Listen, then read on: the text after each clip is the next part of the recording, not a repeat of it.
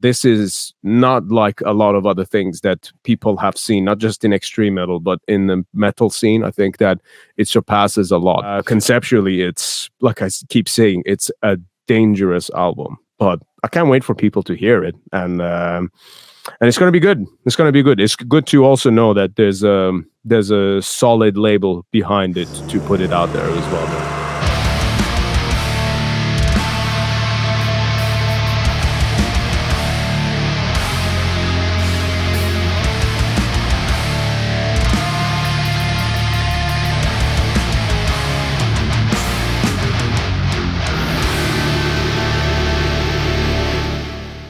Greetings, Legion, and welcome to episode 245 of Into the Necrosphere. This week, I am welcoming back to the podcast my very good friend Shayan of the band Trivax, host of Iblis Manifestations. The last time he and I caught up, we were sat at a hotel in Oslo in Norway, reflecting on our experience of the Inferno Festival.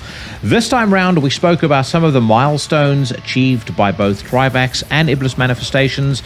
We spoke about what the future holds for Trivax in particular, some really exciting stuff coming up there, and then around the second half of this conversation, things got very spicy indeed. That is par for the course, as many of you know, when Shayan and I get to talking, but you have been warned. Before we get to that, though, we've got a very exciting premiere on the Sphere. Christbane out of Brisbane, Australia, are due to drop their brand new album on October the 31st. So for the very first time, you are going to get to hear the title track off that record. Feast your ears on Legion 666.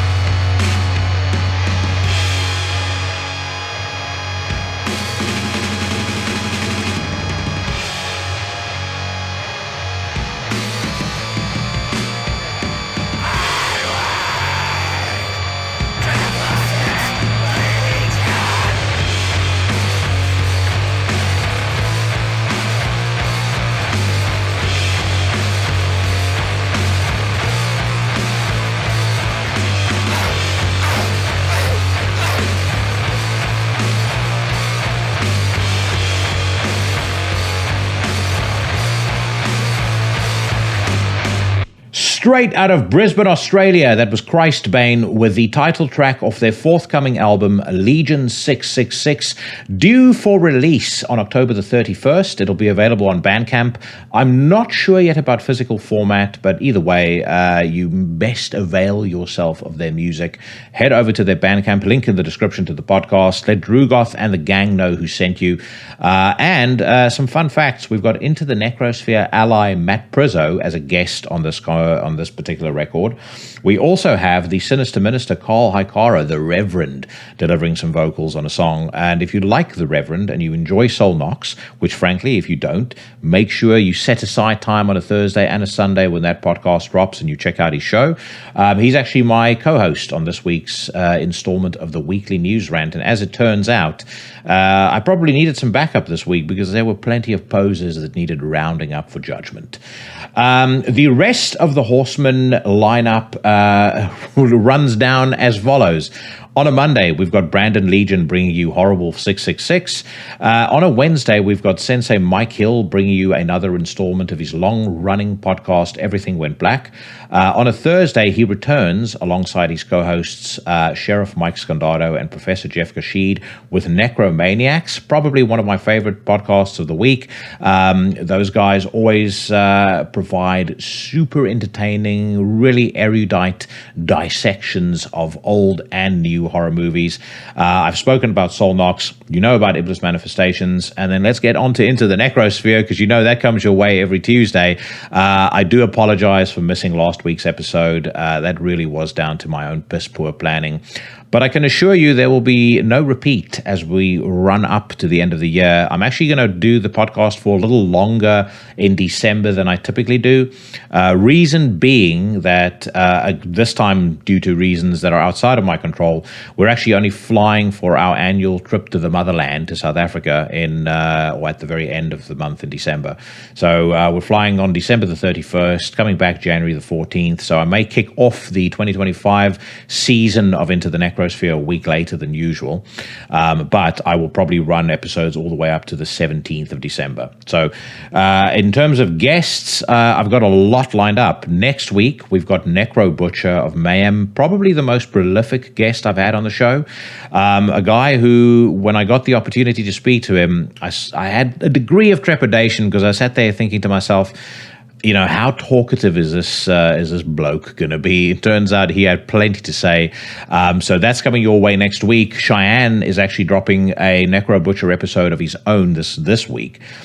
So, you know, if you're a fan of Mayhem and you're a fan of Necro Butcher, you can be rest assured you are going to be hearing two conversations with him unlike anything you can find anywhere. Then in the pipeline, I also have Simon Lucas of Winterfilleth. I've got Joseph Deegan of Sladeer. I've got Veil Burner. I've got a couple of other things in the offing, an idea for episode 250 that I think is going to be very cool. So the rest of the year is going to be pretty jam-packed. And I hope that you guys are all going to be with me, enjoying every single episode and continuing to share, subscribe, like, comment, and do all the great things that you've done to help this podcast grow, to help us hack those algorithms. Right now, though, all talking aside, I did warn you at the very start of the conversation, take an open mind to the next 2 hours, but I hope that you will enjoy it as much as I did recording it. And I would like to welcome right now a superb musician, a fantastic podcast host, and my very good friend, Shayan of Trivax and Iblis Manifestations, back to Into the Necrosphere. So we were just talking before we hit record, which is why I'm still fucking giggly, about the fact that you now share a record label with Impaled Nazarene, and we were reading some of their most choice lyrics. One of the things I mentioned to you is they have the ability to make some of the most insane, dumbest shit sound absolutely fucking badass. Yeah. There's a song on an album called Road to the Octagon where he said, I think it's Road to the Octagon. The first song is called Enlightenment Process, and he says, like the way he sings it, blood sacrifices must be made in order to create darkness. It's such fucking juvenile crap. Very juvenile. It sounds so hard. Yeah, I agree. There's like a very childish thing to it. I don't know if there's like also maybe a little bit of a language barrier as well. But yeah, man, I wasn't familiar with a lot of the lyrics, but recently I was kind of forced to read it, and I was like, oh shit, this is really funny, you know. But I was made aware of it. Yeah, it's one of those things. Did you? I was forced to read the lyrics. As you now, make your way back through their back catalog. Are you? You need to check out the new or the most recent record, Eight-Headed Serpent. They have at the beginning of the album that clip of the dude who I can't remember his name, is Rodney something or other. I'll send you the full clip on YouTube if I can find it. But it's the guy that supposedly is like he performs exorcisms and stuff like that. And he has that woman that comes to him in church, and she says about how the devil came to her at night or something, or came back to him, and then fuck it, you know what? I'll edit out the stuff that I can't find, but you fucking have to hear this because it is incredible.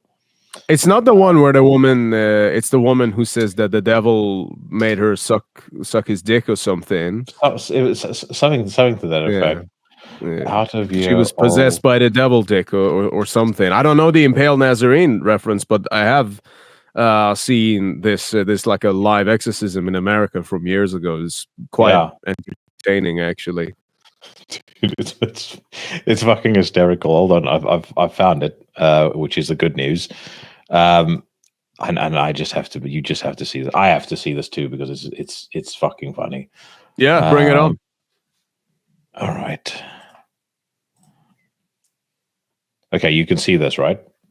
I can, yeah, and it is the one I was thinking of. Yes.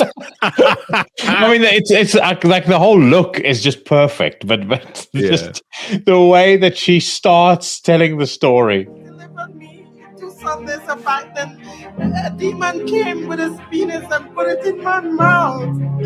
And then he came again and he slept with me last week, and I told the pastor that I need deliverance again. And since then my private part has been itching. You've been itching? Yeah. It's the tail end of it. It's like I spoke to the pastor and asked for deliverance, and then since then my private parts have been itching me.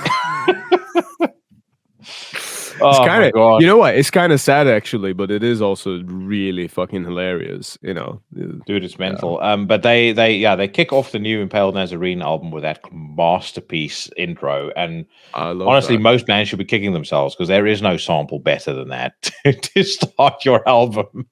Yeah, but other than the ones of yours used in some records, right? Oh, yeah, of course. On two. I've featured on 2 albums this year. Which is quite something. But dude, massive congratulations, because it's a really big deal for you guys to be picked up by the same label that, you know, once upon a time housed Marduk. You know, now you've got Funeral Winds, you've got Impaled Nazarene, you've got Mutilation. You know, that new Mutilation album is fucking awesome. I'm just going over the current live roster. Yeah, they've had everyone in the past, man. You know, they've had Behemoth, like you said, Marduk, everyone. They were, for you know, there was a time when anybody who's anybody was on Osmose Productions. Like they literally were, you know, alongside maybe 2-3 other labels. They literally were the most important label in black metal, certainly in extreme music, in what we listen to. Yeah, absolutely, man. It's just funny that you and I are having this conversation now. You know, I lost count how many we've done together now, but it's funny that it started off with, why is no one picking you guys up? And now you're congratulating me on signing with Osmose, which I think is kind of, you know, that's pretty cool. You know, obviously we have a lot of work to do, and every step of the way, you know, we work very hard. And we fucking kill ourselves for Trivax, you know, and we literally, not just artistically and physically, but also are happy to go into a dangerous zone that perhaps a lot of bands aren't really willing to do that, because to them it's more of a career thing. To us, it's more of a case of radical art. But nevertheless, it's an honor to be picked up by one of the premier labels in the underground metal scene, and they've been around for like 30 odd years, man, you know, and I think that I'm not going to give exact references to a time frame here, but you and I had a private conversation about when the next Trivax album could come out, and it's looking exactly like that sort of time frame now. So all I can say to people listening is that it's coming, and it's coming maybe a little sooner than you might expect. And, well, it's kind of right now, I think, to strike while the iron is hot as well, because LOA Burns Out, incredibly well received album.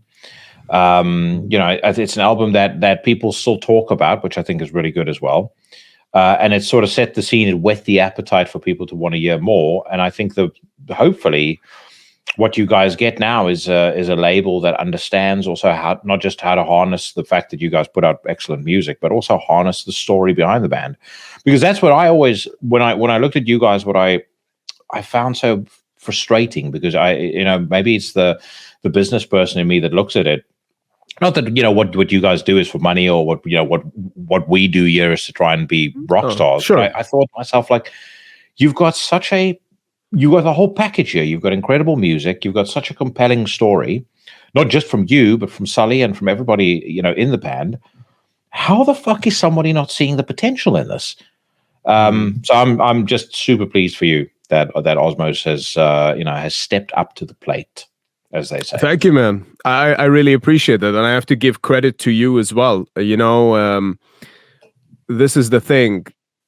I see Trivax, and I see what we have to offer, and I can see the endless potential that the band has, and I can see that we not only have potential to be on par with some of the biggest bands in this genre, but perhaps we have something that maybe none of those other bands have. And that's not to take away from them, but that's to say that here we have got something to offer that actually, the more I look at the global scale of things, there's actually no one else doing what Trivax is doing. There's no one else who has the same story, and there's no one else that really has the same kind of message that we do, but also executing it to the same extent as we are. So where I will give you credit is that you were amongst those people that earlier on, like let's say a few years ago, you were coming on here saying that, oh, Trivax is a band that could be the same level as such and such and such and such, naming like literally the biggest bands in the genre. I don't want to name them myself because then it sounds like I'm making comparisons, but you know I can name them. Yeah. But I think that now, taking a moment to actually observe what this fucking next album is sounding like, I am like, holy fuck, I can't believe this is what it's becoming, because it is the best thing that we have ever fucking done, and it's gonna be really fucking hard to top this now, because I kind of felt like that with Eloah, of course. But Eloah was just kind of like, I was just kind of fucking frustrated at the time because I was disappointed with how the release for Sin went, which was actually perfect because it really kicked our asses to be better, So you either give up or you just get fucking better, And you see it as an opportunity. And with Eloah, I kind of felt that. But oh my fucking God, this third album, it's dangerous. Like lyrically, it's dangerous. The cover art is dangerous, and people could, I don't want to give too much away here, but I'm just saying that this is not like a lot of other things that people have seen, not just in extreme metal, but in the metal scene. I think that it surpasses a lot. One really cool thing about this one is that there's a lot more of Sully in it as well. So I kind of coerced him to give a little bit more of himself on this one. So there's actually one of the songs where he's doing lead vocals in this section, and he's doing it all in Arabic. And so it's now become an album with 3 languages. You've got the opening track that's all in Farsi, and then you've got another track that's got bits of Arabic, and then obviously the rest is in English. And conceptually, it's, like I keep saying, it's a dangerous album. But I can't wait for people to hear it, and it's going to be good. It's going to be good. It's good to also know that there's a solid label behind it to put it out there as well now. Oh, you just amped my interest up even more when you said there's going to be 2 vocalists. I mean, my thoughts on that. I love me 2 vocalists, and I know you come from the same school of spontaneity and showmanship, where when Jason Newsted steps up to the mic to do Seek and Destroy or to do Whiplash, I mean, just my fucking heart is just bounding. It's like that's the kind of shit I live for. Oh yeah. We love that kind of thing, and we've been experimenting with it for years. Like we did a cover of Motorhead's Mean Machine for a while, and whenever we did that, I would have Sully do all the vocals for it, and it was just a thing to switch it up a little bit, and what we're doing. Can you just give me a rough idea of when this episode is coming out? I can tell you the exact date. Hold on, let me get my. For fuck's sakes, my phone not on me. All right. So would it be on the 22nd, right? That's Tuesday, not next week, the week after. Yes, it will be. Okay, so we'll have already played our show in Edinburgh. So we're actually planning something special at our upcoming show in Edinburgh, a headline one. So for that one, we're actually gonna do The Somber Lane by Dissection. and we've never played it before, but all of the verses are like split between different band members, you know. So we're like, I'm doing a verse, and then Sully's doing one, then I'm doing the middle bits, you know, and then there's a part where we're doing it all together, you know, the Lord Infernal part. People who know the song will obviously know exactly which bit I'm talking about. And I just like fucking around like that, you know. I like hitting people with something that they're not expecting, and I think album 3 of Trivax is full of those kind of unexpected parts. Let's just put it that way.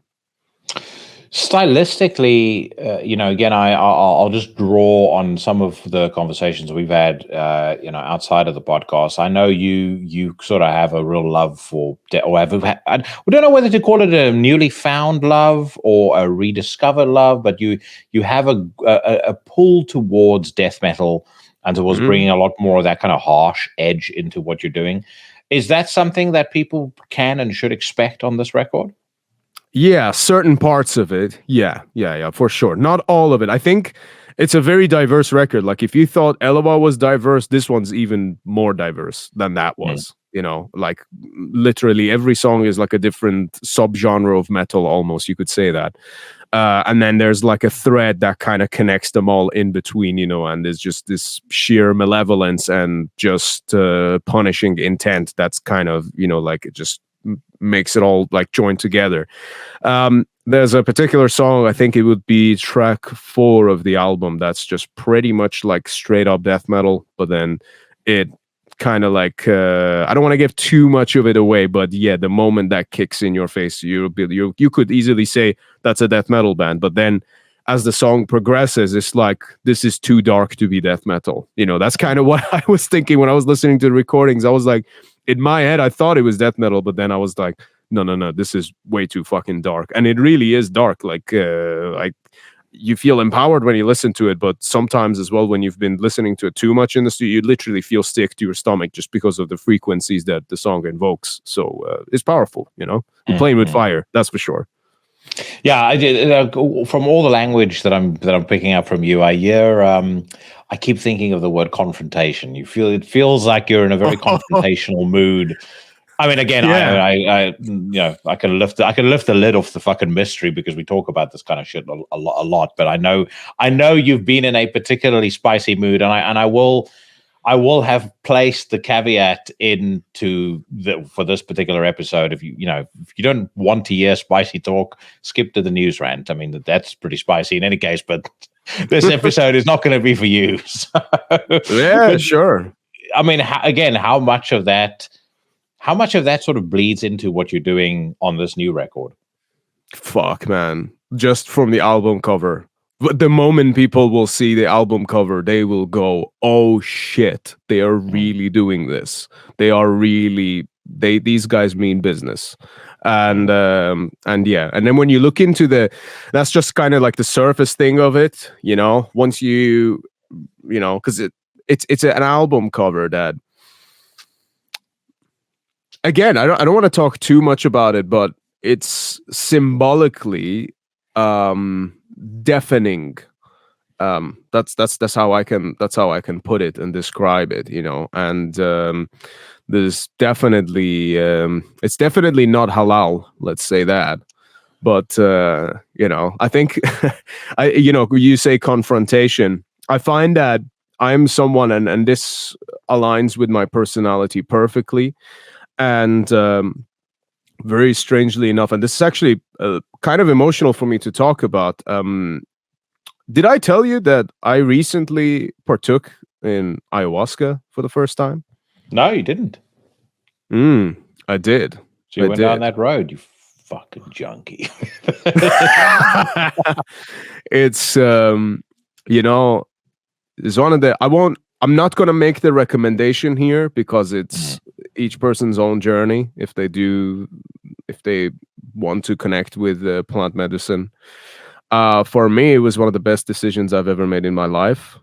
And the thing that there's a lot of things, obviously, that out of respect for the medicine, I'm not going to get into all of it. But there's one really fucking important thing that I learned. Yeah. And it's the following, and it's that what I am like, that's okay. I'm meant to be like this. I am meant to be confrontational. I am meant to be someone who takes chaos and injects it into things, because ultimately that all leads to change. And I have injected plenty of that into this album, both lyrically and conceptually, musically, and just even with the performance. I think this was the best vocal performance I have ever done in the studio, and I really mean that. I mean, everything else was the same, but my vocal performance, I just feel like I reached a new level. Found another gear. I did, yeah. I think would it be track 6? I think there's a song on there that's like a mix of both heavy and clean, and that's the song where Sully's got his vocals. But for my parts on that song, I just think I fucking nailed it, and that confrontational element is very much there. But I did realize that, what, in this life, I think it's my work, it's my job to go into the shadows. That's who I am, that's who I'm meant to be. So as we speak, I feel a lot less shy about being that way, as you can probably tell from how I'm even describing this record. Well, so here's something that I was sitting thinking about as you were talking about this, and I was also, I was reflecting on the compilation that you put out of all of your old recordings and stuff like that. I kind of feel like you went through as an artist, and you must tell me to shut the fuck up if I'm reading too much into this, but I feel like as an artist, you went through this quite introspective phase with Eloah Burns Out. Because I think I mentioned it at the time when that record came out. I said there's a lot of your personality in this, but there's a lot of I mean, you even got a track called Silent Contemplation, but it is a meditative, reflective record. It's a very personal album, and you can hear how personal it is because of how much of your personality. If someone knows you, how much of it comes out in that. And then I feel like Burning Fields of Hatred, you're almost kind of closing off that chapter, and then. As I've not heard any of the new music yet, but as you're talking, it very much sounds to me like this new album will represent a rebirth of Trivax in a way. That's interesting. Or maybe a phase 2 is a more accurate way to describe it. I think no. You know what? I'm actually very very much inclined to agree with that. But also the way I look at it is that every step of Trivax is a death and a rebirth, and that's just who we are. That's just what we're made of. You'll never get the same show twice from the band, and that's not because of a lack of consistency. That's because every time we're crossing a threshold, and by the time we're done, we're not the same again. And that's why if you saw Trivax in 2023. Your experience would have been different to 2022. If you saw us in 2024, it would have been different to 2023 even. And then, you apply that to all the years that came before it. And first of all, I feel that way as a person. Like, for example, I feel like every time you and I have done a podcast episode, I have evolved every single time. And that's one thing that I've always been is rapid movement and evolving. Being still to me is death. Not growing is dying and decaying and rotting away. And to me, now there's value in also stillness and that as a practice or a meditation, but that's a different thing. I'm more talking about a philosophy and a way of life and being. So to me, I think you are 100% right in saying that releasing Burning Fields of Hatred was the closing of a chapter, because that's exactly what it was. And we didn't need to release that material. For years, I didn't think I would release that material, but then it just felt like our story was not complete. It felt like when you look at the Trivax discography, it just doesn't make sense. Not all of the pieces fit together as they should. But when you put Burning Fields out there and then it finally documents and shows you what I was creating over in Iran, not only it shows the audience what those songs would have sounded like or did sound like and how my own capabilities were at that time, and the fact that we're also doing this behind enemy lines and recording this in the Islamic Republic, and at a time that was at least a lot stricter than it is now, okay? Even though it's still pretty strict now. Not only it did that for the audience, most importantly, it helped me have closure with songs that I haven't released for 13, 14, 15 years. That was artistically and personally one of the biggest fucking loads that has come off of my shoulders. And your analogy is correct in the sense that by releasing that, now I get to really fucking express, which this next album will do. This next album is not just a showcase of what we can do. This album is going to be us fucking doing it, going above and beyond, and taking no fucking prisoners whatsoever. So, yeah, you're right. The chapter's closed, and now we're going to move on to the next one. And I hope people are fucking buckled up, because things are about to rattle pretty fucking hard, pretty fucking soon. There's something that's also very affectionate about Burning Fields of Hatred. I've found, like, you know, listening to those songs. I don't know why. Again, maybe it's because I know you, but there's a real affection for the material, whether it's the covers or whether it's the original songs. I was very surprised to see a Lamb of God cover on there, and it's not surprising in a bad way. It's a fucking great song, that. I mean, you know, I don't like Randy Blythe, but I think that everything barring the last Lamb of God record is fucking excellent. It's really, really good modern metal. The last album is atrocious, but everything up to that point was brilliant. One I was missing, though, 1,000 Days in Sodom by Venom. I don't know why more people don't pick that track up. It's fucking fantastic, and somebody needs to do either a ballsy cover of it or do it live. You have to understand, man, these were cover songs. You know, we were doing, like, how old was I? So the oldest song on there is the song Everything Dead, which is track 3. 2009, that. Yeah, I was 14 then, bro. I was 14 when I played that. But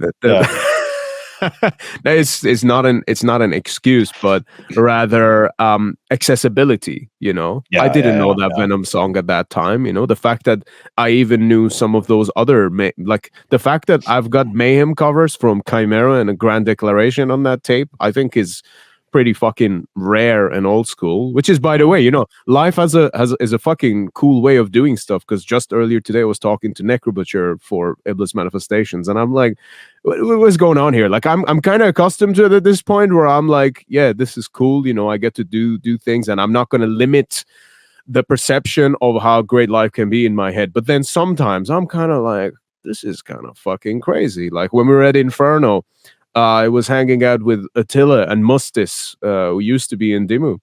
And these are obviously guys I've listened to for fucking years, you know. And then I'm showing them like the Azrael music video out of my phone, and they're both like, "Oh wow, this is pretty cool. I like that you use the instruments."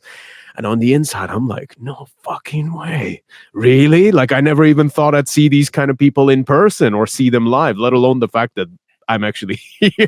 It's in Norway. Like I don't know, man. It's fucking crazy, but I'm kind of at that point now where I'm like, yeah, good. We deserve this, you know, because every single day we are striving for greatness, and it's good to reflect on it from time to time. But I'm just here to fucking deliver now. So that's that. I'm just as a side note, I'm the same way as you, and I think that's part of the reason why we get on so well is we came from two very different countries, but we have one of the main things we have in common, aside from a lot of our values, I think, and our approach to life, is we both came from a place where we have a very high level of appreciation for the things that we got musically, and we're on a similar journey when it comes to, you know. So often you'll be speaking to somebody, or like I sometimes find I'll be texting someone or I'll be messaging someone, you know, and we're talking like we're bros, and then I stop and I think to myself, Jesus Christ, I was listening to this dude's music 20 years ago, 25 years ago, and if you had told me in South Africa, in Bloemfontein, South Africa, hey, at some point, you know, you're going to be in a position where you're going to be able to call Swartalv of Gehenna like a, you know, very good friend. Yeah, I would have been like, he's a cool guy. Fucking insane. It would never have happened. It was the same when I spoke to Attila. Same when I spoke to Necro Butcher. Same when I spoke to David Vincent. The level of fucking adoration I used to have for that guy when I was young, like when I was like 13, 14 years old, because for a number of reasons. One, he was a fucking badass frontman. Two, he was this like, I always felt like I had a very weird relationship with alcohol and with drugs and stuff like that. I was militantly against any of that stuff, and it broke my heart seeing Pantera on like the vulgar videos and stuff like that carrying on the way that they did. I always felt like metal needs to be rebellion against everything that I dislike about society, and David Vincent to me embodied that. No place did he do it better than there was this Kerrang, I think it was Kerrang, or it was actually Metal Hammer. They used to do the stupid fucking, what's in the van section every single month. And they interviewed him, and I'll never forget his answers, because it was like, the first question is, who's the most untidy, or who's the biggest slob in the band? None of us are slobs. What have you been drinking on this tour? Water. I just thought that was the coolest thing ever. And I remember seeing his interview with Vanessa Warwick, and she's asking him these brain dead fucking idiotic questions, and he's just like mopping the floor with her. That's a shame, because she was very good as well. When I had him on the podcast, I didn't think about it when we were having the conversation, but when I said end recording, I sat there thinking, holy fuck, I've just spent an hour talking to a guy that was this to me would have been as big as speaking to Phil Anselmo or James Hetfield, if not bigger. Mm-hmm. So no, it's great. And you did a great job of handling that as well, and I think that, yeah, it's crazy, man. I'll ask you a question based on that then. I know this is your show, but we're having a conversation. Questions around, yeah. Not when I'm around. Yeah, no, go ahead. Do you ever, like when you say like you're texting a message in someone, and then it's like, you kind of pinch yourself in because you remember, oh yeah, I'm like just casually texting to my own childhood hero kind of thing. Do you ever feel any degrees of imposter syndrome when it comes to that? I thought you were going to ask me, do I ever sign off with like a love emoji or a like those kiss face? Well, I always that I do as standard. For me, I always just send the aubergines and the squirting emojis. Yeah, gets everyone's attention. That. No, I don't. It's a weird thing. No, I don't. When I'm face to face with anybody, I'm actually pretty okay dealing with anybody. When I'm in groups, I've got a weird thing. I'm quite an outgoing person. I don't really like being in groups. I like talking to people one to one. I'm not really a fan of standing. Like when people go to the pub and it's 5 of them standing around in a circle, it's like, I find it so mind-numbingly boring. It feels like somebody is fucking kicking me in the skull repeatedly. If I talk one to one with somebody, to me that's completely different. Or maybe like maybe maximum 3 people. But yeah, so I don't have it when I'm there. I think I don't know if it's imposter syndrome or just feeling like you just generally either don't want to be there or shouldn't be there. But I don't like being in big fucking gangs, big groups and stuff like that. It's not my thing. That's interesting that you say that. I feel exactly the same. I've been like that for years, actually.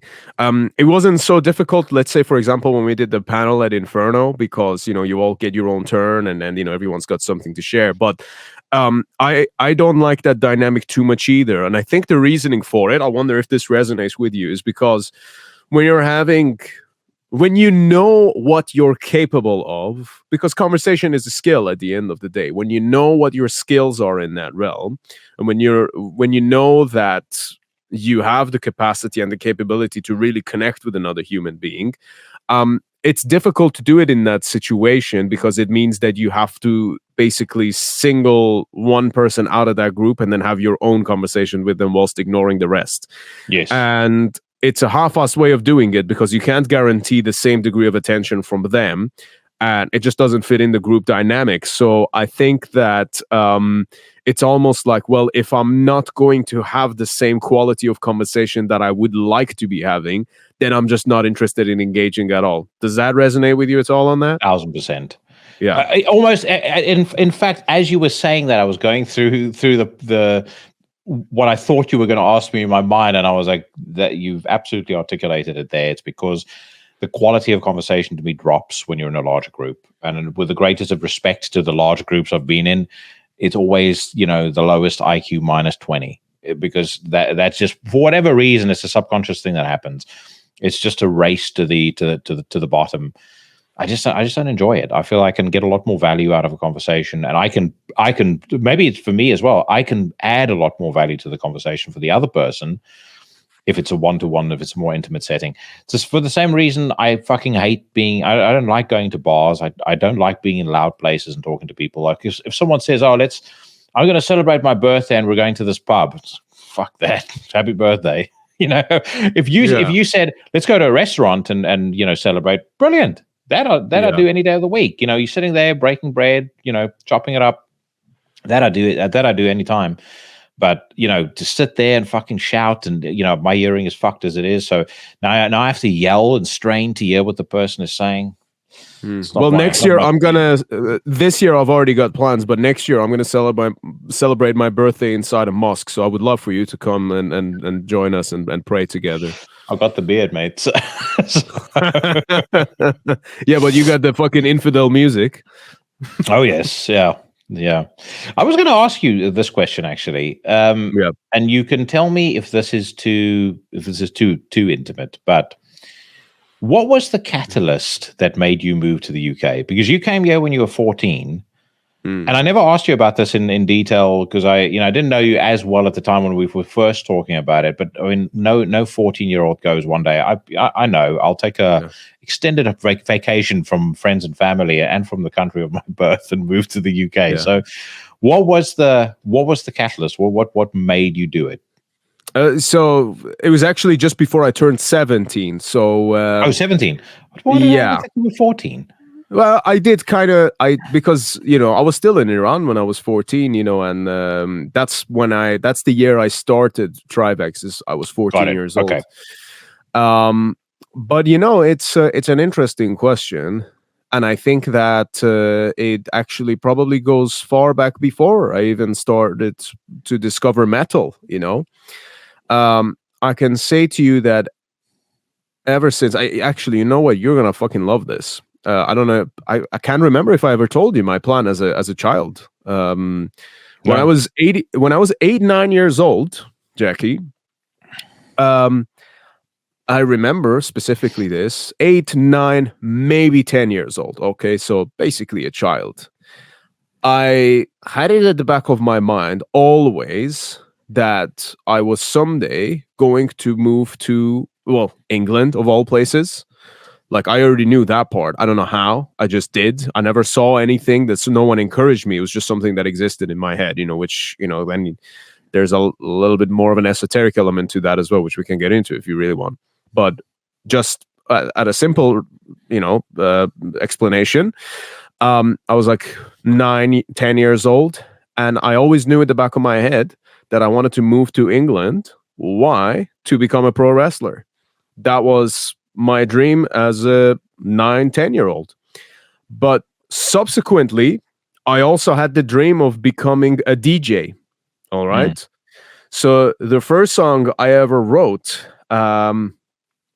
it was a song called Defeat. Well, it was in Farsi lyrics. It means shekast, but the song was called Defeat.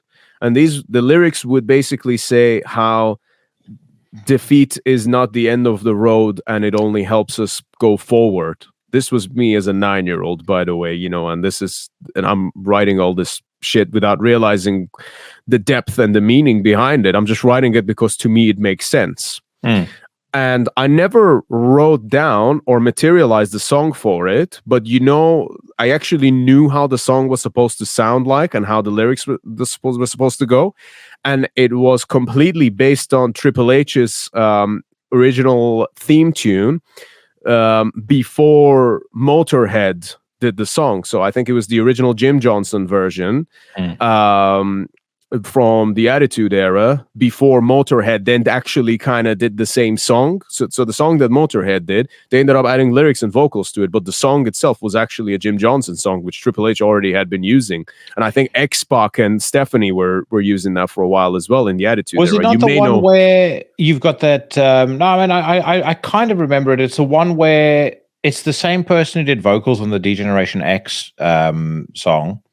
And he's singing something about not going to listen to anybody tell me who and what to be, blah, blah, blah. It was kind of, I think they tied it into his ditching the, the fucking aristocrat American blue blood image and, starting to wear jeans and not wearing polo pants anymore. So getting on a new cycle of them roids. Oh yeah, both him and China were on it. So that's exactly, it was that. And yes, you're right. I think it was maybe performed by the same band that did the DX song. But I think ultimately pretty much all those Attitude Era songs were by Jim Johnson.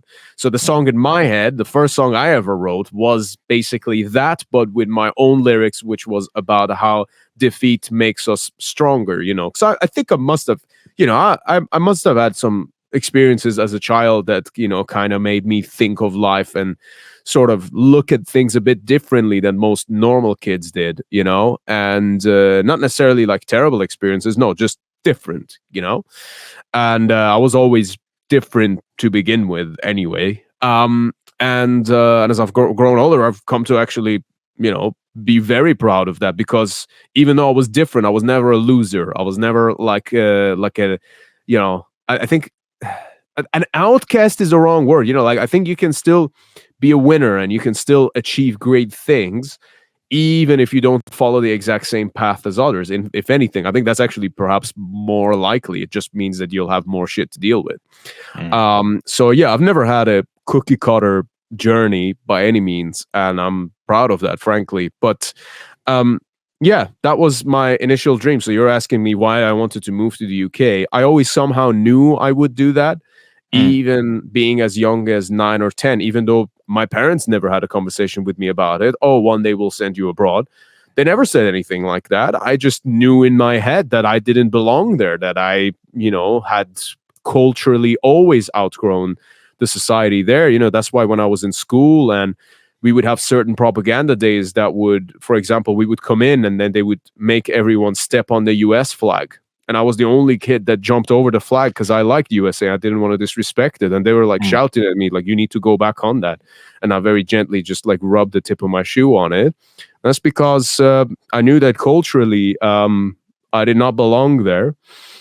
And that's why also, this is, I guess, a little cruel and fucking childish, but when I was like 10, 11, they used to make us, so in our school, used to be like maybe 600-700 kid. This was, I think, from between age 9 till 11, I was in this really massive government-run school. And they used to have these propaganda days where all the kids would be in the yard and then they would get us all to chant death to America, death to Israel, death to America, this and that. And me and my friend, we would always fuck around. We would be like, death to Palestine, death to Zimbabwe, just death, like name random ass fucking countries, just to be fucking annoying, and I just always had that. I just always rebelled against it, even when they were doing the flagellations that we did in the Azrael video. That's a real thing. I've been in the middle of those many a times and I just never followed. And all the kids were crying and I was like, why are you fucking crying? Like, you don't know that person. You don't even know if this Imam Hussein ever existed back in the desert. So fucking what if he if he didn't get enough water, if they beheaded him, fuck him. This is some other guy thousands of years ago who's got nothing to do with us or our country. Fuck you. And this was, again, as a child. And no one instilled these ideas in me. I just always inherently fucking rebelled against it. And I was always very allergic to that, I guess that influence where it was just so shoved down our fucking throats. I was always like, no, you know what? The USA and the West, I think are a lot cooler. They got bigger guns and things like that. Did I tell you I one time sent an email to The Undertaker when I was 12? No. Yeah. Yeah. I went on the WWE website and then found this like fan email thing. And then I actually sent The Undertaker an email. And I said to him that I was a 12-year-old fan of his from Iran. And then I said to him how much I loved his work. And then after I sent it to him, I thought, you know what? He's probably some, like right wing American who doesn't even like me, but fuck it, I'll send it anyway, That was me as a 12-year-old, and I was like, I remember sending it at like 2 a.m. because I always like stayed up late at night for whatever reason, So I very clearly, as you can tell, I belonged in my own world. Mark Calloway, the Undertaker, is a man I would love to meet. Right? If you think about like, there's wish list guests for this podcast, and then there's guys that aren't necessarily in the music scene. But if I ever got the chance, I would have. If I could have him on for 5 minutes, I'd have him on. He seems like such an incredibly nice guy. But I don't know whether I told you this, but when I saw the WWE live with the WWF live for the first time in Bloemfontein, it was 1998 or 19. No, it was 1990. It was 1996, because this was when the Austin 316 thing had just started. But the Undertaker headlined that card with Bret Hart, and he when he was walking down the ramp, I ran to the ramp to see him. Dude, he is the biggest and most imposing human being I have ever seen in person in my life, bar none. I mean, he is fucking huge. I'm 6 foot, like on the nose, and I maybe reach his shoulders.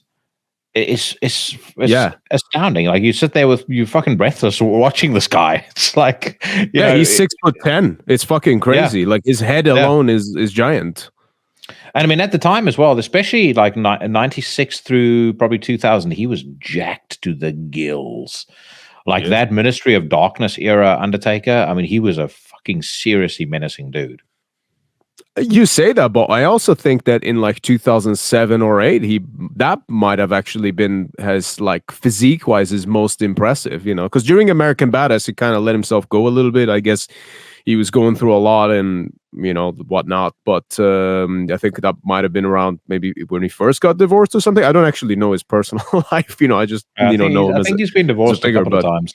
I do think that American Badass was one of the worst misfires in terms of changing your gimmick. Like, why would you take a gimmick? Yeah, I hated it. Why would you take a gimmick that people love so much and then just fuck it up?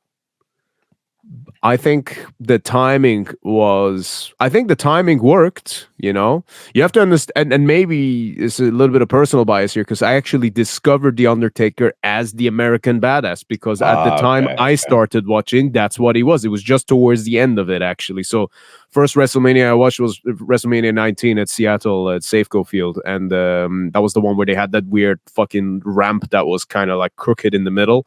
It's got that brilliant match with Shawn Michaels and Chris Jericho on that one, and also the last Stone Cold and The Rock match as well, and also Hogan versus McMahon. I think which is like the best, which is one of the greatest matches of all time. Absolutely. Technical car crash, but so fantastic. The storytelling is like bar none. Like, it's one of the best. That just like sort of thing before it that they show, the montage beforehand where it shows all the steroid allegations and them going to court, and then obviously Hogan going to WCW and then turning that into a storyline, and then Vince is like obviously a fucking psycho. I do consider him, as much as like shit as he's getting now. I do consider him in many ways, maybe not as I don't know as a person, because then again, as a person, I don't know him personally. Obviously, there's some really horrible shit that's come out about him. But in terms of how much success he's had in his life, I actually consider Vince McMahon to be probably, if I am going to have an idol or someone I look at as a role model, I would say he's way up there. And I think that I've taken probably way more out of his book than I sometimes realize myself, how I approach live shows with Trivax and things like that. I know it's a crazy couple of worlds to be pairing and creating a bridge between, but I really have learned a lot from that guy. And, you can't deny how impressive what he has done is, Mate, it's interesting because I've been having this conversation with quite a few people, women actually at work. And I said I'm interested in your perspective on this, because I said they'll ask me, did you watch it? And I said, yes, I've watched it, the documentary on Netflix. I said I'm very conflicted about it, because you have to understand, I grew up watching wrestling.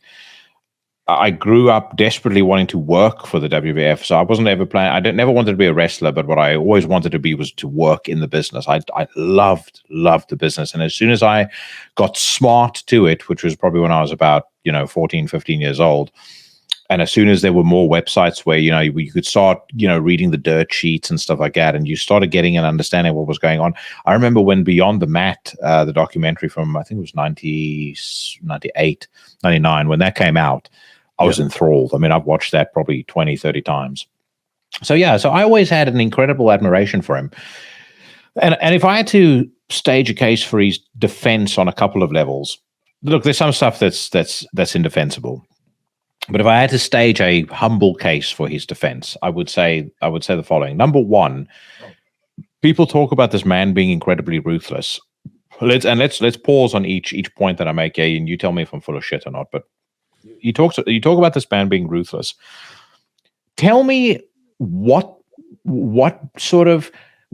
degree of success you would have managing the out of control egos of 150 to 200 alpha males on a roster, especially like the WWE had in 1997, 1998. How did we try to manage those guys, keep them in check if you were a pussy?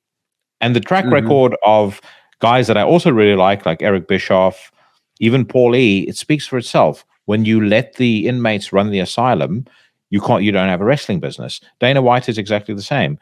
I don't care if people say he's the worst man on the face of the earth. He has to deal with 600 prize fighters. There is no. Dana White is another person who I highly look up to. Yeah. There is no fucking way that you can. I don't give a shit. People are going to go, oh, you need to pay his fighters fairly. Man, fucking take a business class. Shut the fuck up about numbers and what he needs to pay people. Until you actually know how the business works, he's the only person who's done it successfully. And technically speaking, Vince is one of the only people to ever really run a wrestling business successfully. Eric had a surge, ran it into the ground. Why? Because he let the wrestlers dictate all their promos. He let them decide everything about their storylines, and he couldn't manage the egos. And it was the same with Paul Heyman. So from that perspective, I understand the ruthlessness. My counter to that, on top of the ruthlessness, is this: I think you can tell an awful lot about any human being by their children, by the way that their children conduct themselves, especially children that grew up in privilege. Now, I happen to know two people actually who worked for the WWE. They met Stephanie and Shane many times. As a matter of fact, one of them was a direct report into Stephanie. They said that those people were beloved in the time that they were in the WWE. They were beloved by every single person in the business. They said they're the nicest people they've ever worked for, kind-hearted, generous. If you think about Stephanie McMahon and Shane McMahon, there has not been a whiff of a scandal to either of them for their entire time in the public eye. Name me another billionaire family where the kids in that family have lived such exemplary lives in public. So if that's the case, yes, the guy's got some, by the sounds of it, very, very well, and we'll get to that in a second. He's got, by the looks of things, he's got some pretty crazy skeletons in the closet. But at the same time, if he's that big of a scumbag, if he's the devil incarnate, you explain to me how his kids have walked the straight and narrow for such a long time, and in my view, are and should be seen as role models. Stephanie, in my view, in particular. I think that you make a very good point there. I think that this is the thing. We want to hate people. Well, I don't personally feel this way, even when recently Dave Grohl came out with that whole thing, I just kind of thought, I never thought of him as a hero, no pun intended. I never thought of him as anything. I'm like, okay, it's a guy who I'm not a fan of his music, but yeah, he's a good frontman, so good for him. He's successful, awesome. I'm happy for him. I appreciate it when people are hardworking and become successful. No, it's not always that black and white, but genuinely, honestly, as a person, I appreciate that. I appreciate people who make it to good places, because I'm like, that's cool, man. I want to know more people like that. So when he comes out and then he puts out this personal thing, everyone's down at his fucking throat, and I'm like, really? Like, have you got nothing fucking better to do than to go online and make fun of someone who made a mistake in his personal life and obviously had to come clear about it to try and salvage his family? So, it's like, I mean, to me, I'm not defending the guy. I'm just saying that I'm really fucking indifferent about it, because I don't know him personally. And, it's this really crazy thing when people become famous for their skills, Jackie. And I've noticed this, and I don't actually know how I feel about it. Like, for example, Ronnie James Dio, I think probably arguably the single best voice in metal that's ever existed, right? In my opinion, I actually, as a singer, as a voice, I rate him above pretty much anyone, obviously on par with, obviously Rob Halford and Bruce Dickinson and Ozzy. Ozzy to me is more of a vocalist than a singer. But anyway, I digress. What I'm trying to say is that when he passed away, all everyone was saying is, wow, he had such a brilliant voice. He had the best voice in heavy metal. I love the albums he sang on. No one's saying, oh, I loved him as a person, because no one knew him. No one knew him personally. And this is why I get very uncomfortable when people start talking about public figures as if they know them personally. You don't fucking know them personally. So they came and admitted some mistake that they made behind closed doors. Now, admittedly, if that's like, let's say, a criminal thing, like, I don't know Anthony Fauci personally, but I know he's someone who should be fucking publicly hung for the world to see. And have the most slowest painful death because of all of the pain and suffering that he caused to the rest of the world. I feel similarly about Bill Gates. And I don't know these people personally, but I know that they cause a lot of harm to humanity. Now, that's a different thing also. But for someone who made a mistake in their personal life and then fucked up or mistreated someone or cheated on their wife or whatever, these are terrible things, but that's none of my fucking business. I don't know them personally to then go online and then shit about it and then say, oh, they did this, they did that. Why don't you go focus on your own fucking life, And that kind of pisses me off when I see that with people, and the relationship that people have with fame. And it's definitely made me rethink a lot of where I seek validation for myself and how I feel accepted over what I'm doing, because people remember you for your skill. Only your family members and people really close to you will remember you for who you truly were. So does it really fucking matter what other people think of you as a person?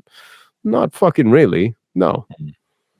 Well, I mean, I think the court of public opinion in 2024 is such a vitriolic and toxic place that I don't personally think that you can.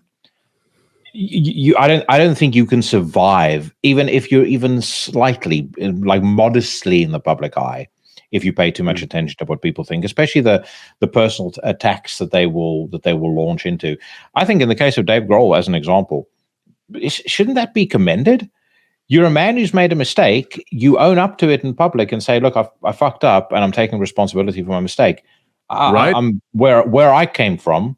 That's the right thing to do. And I'm the same as you. I don't mind. I actually think Dave Grohl's an incredible drummer. The drumming work that he did on Queens of the Stone Age is astonishing.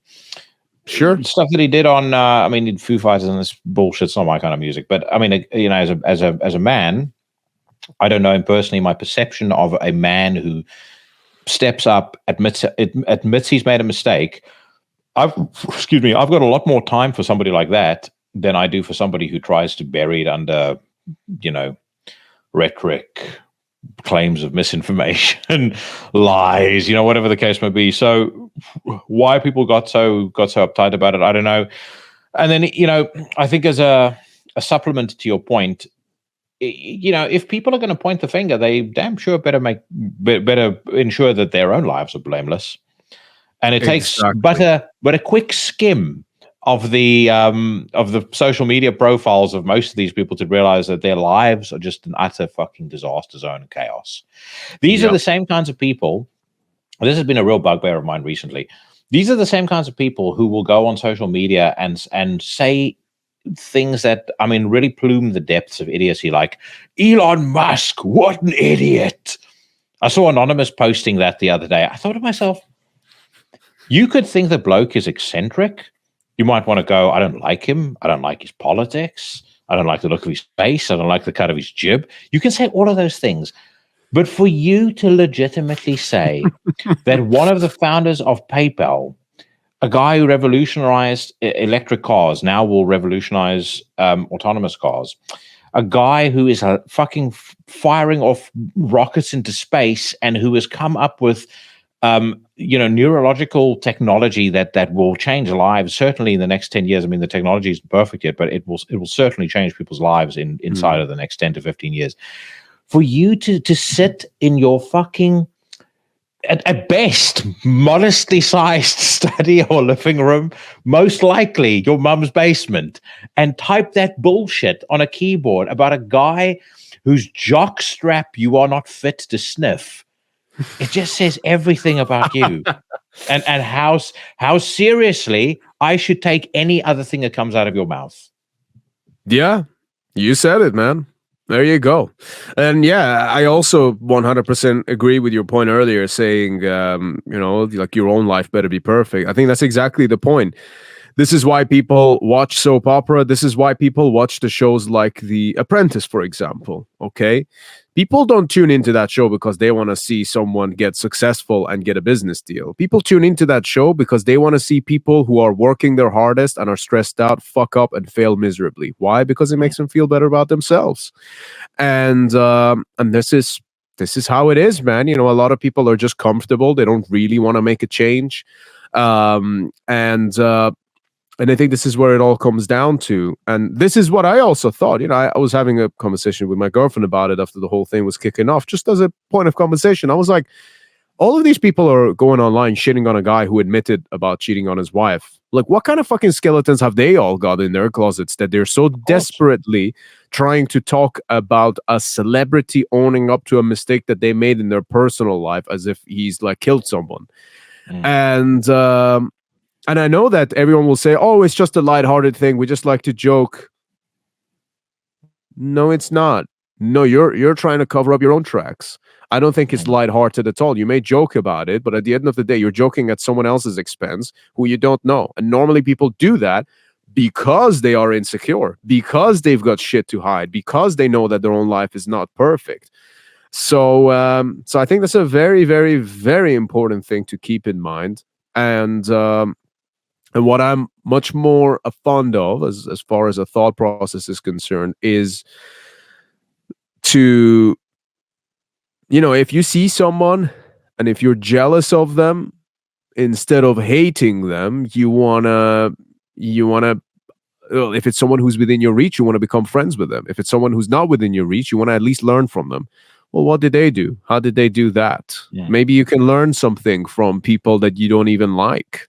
There's that saying, everyone is a teacher. Sometimes you learn from people by what they do. Sometimes you learn from people what not to do based on their actions. And this is something that I've had to grapple with over the years. So I'm talking about it so fiercely here is because I used to be the person that would just shit on everyone else. You name any band that I'd say, oh, they're shit. You'll never hear me say that now, unless it's, it's, I don't say that anymore, even if I do think that way, because I think, that's their right. They're going to put out their product and their own thing. I'm more than confident and more than happy with how I'm doing things.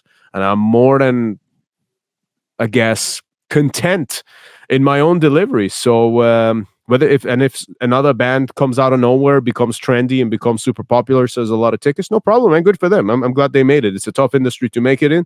So if you can make it and then you can stick around, great for you. Very happy to have that, even if I'm not a fan of your music or your personality or anything like that. I admire success. This is my thinking, man. Yeah, no, I completely agree with you. There's you said an awful lot there that I want to touch on, but let's just get back to the Vince McMahon defense. Now, the other thing that I'll say that's going to be quite controversial. Firstly, I've always been raised to believe that a man or woman is innocent until proven guilty. He's not had his day in court. I find it very hard to believe that, as much degradation and perversion and sickness as was going on, it makes little sense to me to suggest that there was suffering from start to finish when you go through the list of gifts that she received over the course of 3 years. Bear in mind the relationship lasted for 3 years. $2,000 Nordstrom gift card, blue cashmere and fur coat from Nordstrom, pearl diamond paved lariat necklace from Betteridge, $20,000 towards surgery, a 2022 BMW 430 Xi, a raft of gifts, a $3 million payoff to not say anything. And his wife hasn't divorced him, by the way. So $10 to buy shampoo to clean off the poo from her hair. You needed more than $10 for that, mate. You needed one of those hippo washes that they take the circus elephants through. Yeah, but no, this is what I'm saying. Let him have his day in court, and if he's found to be guilty, or if he truly is Satan incarnate, as some would have you believe, then throw the book at him. Absolutely. But I'm not somebody who's just going to go, well, I read this person on Twitter said he's an asshole, or he's scum and he's the worst person on the face of the earth, so I agree. Fuck that. Yeah, I know that there is that too, but also I think the whole thing just fucking stinks to high heaven anyway, because I think it's got a lot to do with the whole move of you just spoke about poo in the TKO. Air. It stinks to high heaven. I did. Some of it is his shit. Some of the rest of it is maybe perhaps to do with his business partners at TKO. That all of a sudden this woman comes out of nowhere to try and get rid of Vince. I think it's just all about a power play, and it's all about pushing him out of the company so that they can own it and run it. Because you can imagine what Vince is like now. He still had shares in the company even after he sold it to TKO. But he's still going to dictate 49% shares in the company. He had a very significant amount of sway in the company. I think if I'm not mistaken, it was more like 20% but I could be wrong. That's how I remember it. But I think that it's very clearly a case of them trying to push this guy out of the company, and obviously that woman, her incentives go beyond the legal case. She's got other people. It's a gangster move. It's a mafia thing. It's big. It's her incentives are much bigger than, let's say, what she would get from the lawsuit. She's got other people possibly tipping her off behind the scenes. And I'm making presumptions here, but if you look at all of the pieces and the timing of this story coming out, and then WWE actually signing a deal with Netflix, and then Netflix then releasing this, and all of these different pieces coming together, this has got nothing to do with a legal case. This is just about getting rid of Vince McMahon and making sure he's got no control over WWE. That's all it comes down to. Yeah. I think that's a very plausible theory. The other thing that I would say, the big smoking gun are the text messages. I can right now buy myself a second phone. I can put Shayan Trivax into my address book from that number, start texting myself all sorts of fucked up stuff, and go, look, everyone, I've got it. I finally exposed him. Again, how gullible must you be to believe that sort of thing just on face value? That was somebody who is who's in his 70s. Just again, for me, I might be completely wrong about this, but reading the texts, that's not the way a 70-year-old man speaks. I know he took a lot of testosterone, and he's there's a lot of things that might be interfering with his brain function. But I mean, it just seemed so. It felt so staged to me. Another thing that felt incredibly staged was I don't know whether you listened to Janelle Grant's lawyer do a press conference a little while back.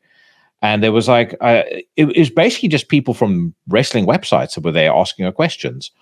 And then they were like, why did she decline to appear on the documentary? And the lawyer is like, she deserves to tell her story her way. coming back to that whole your truth meme, and I thought to myself, yeah, because she's holding out for the book deal, the Netflix documentary, the Survivor story, and what's the incentive behind that? It's all the money.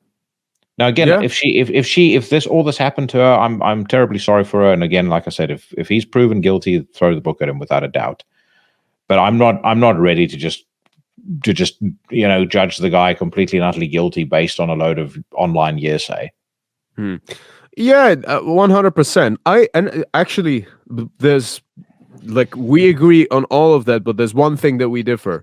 I actually 100% think that those texts could have been him, because he's that fucking batshit fucking crazy, and he's fucking insane, And the one I think is, now whether it was him or not, time will tell. You already know my theory about the whole thing as to why she's doing this in the first place. I think that people are encouraging her to do this. She's not doing this just out of her own will to start with. But I also think that basically what I'm saying is that this is a corporate move. This is not just some independent woman taking out a guy who she feels abused by. This is a corporate mafia gangster thing that's happening here. And, that's how I look at it. It seems kind of obvious to me. Maybe I'm wrong, but I'm pretty sure I'm not. You look at the, what you call it?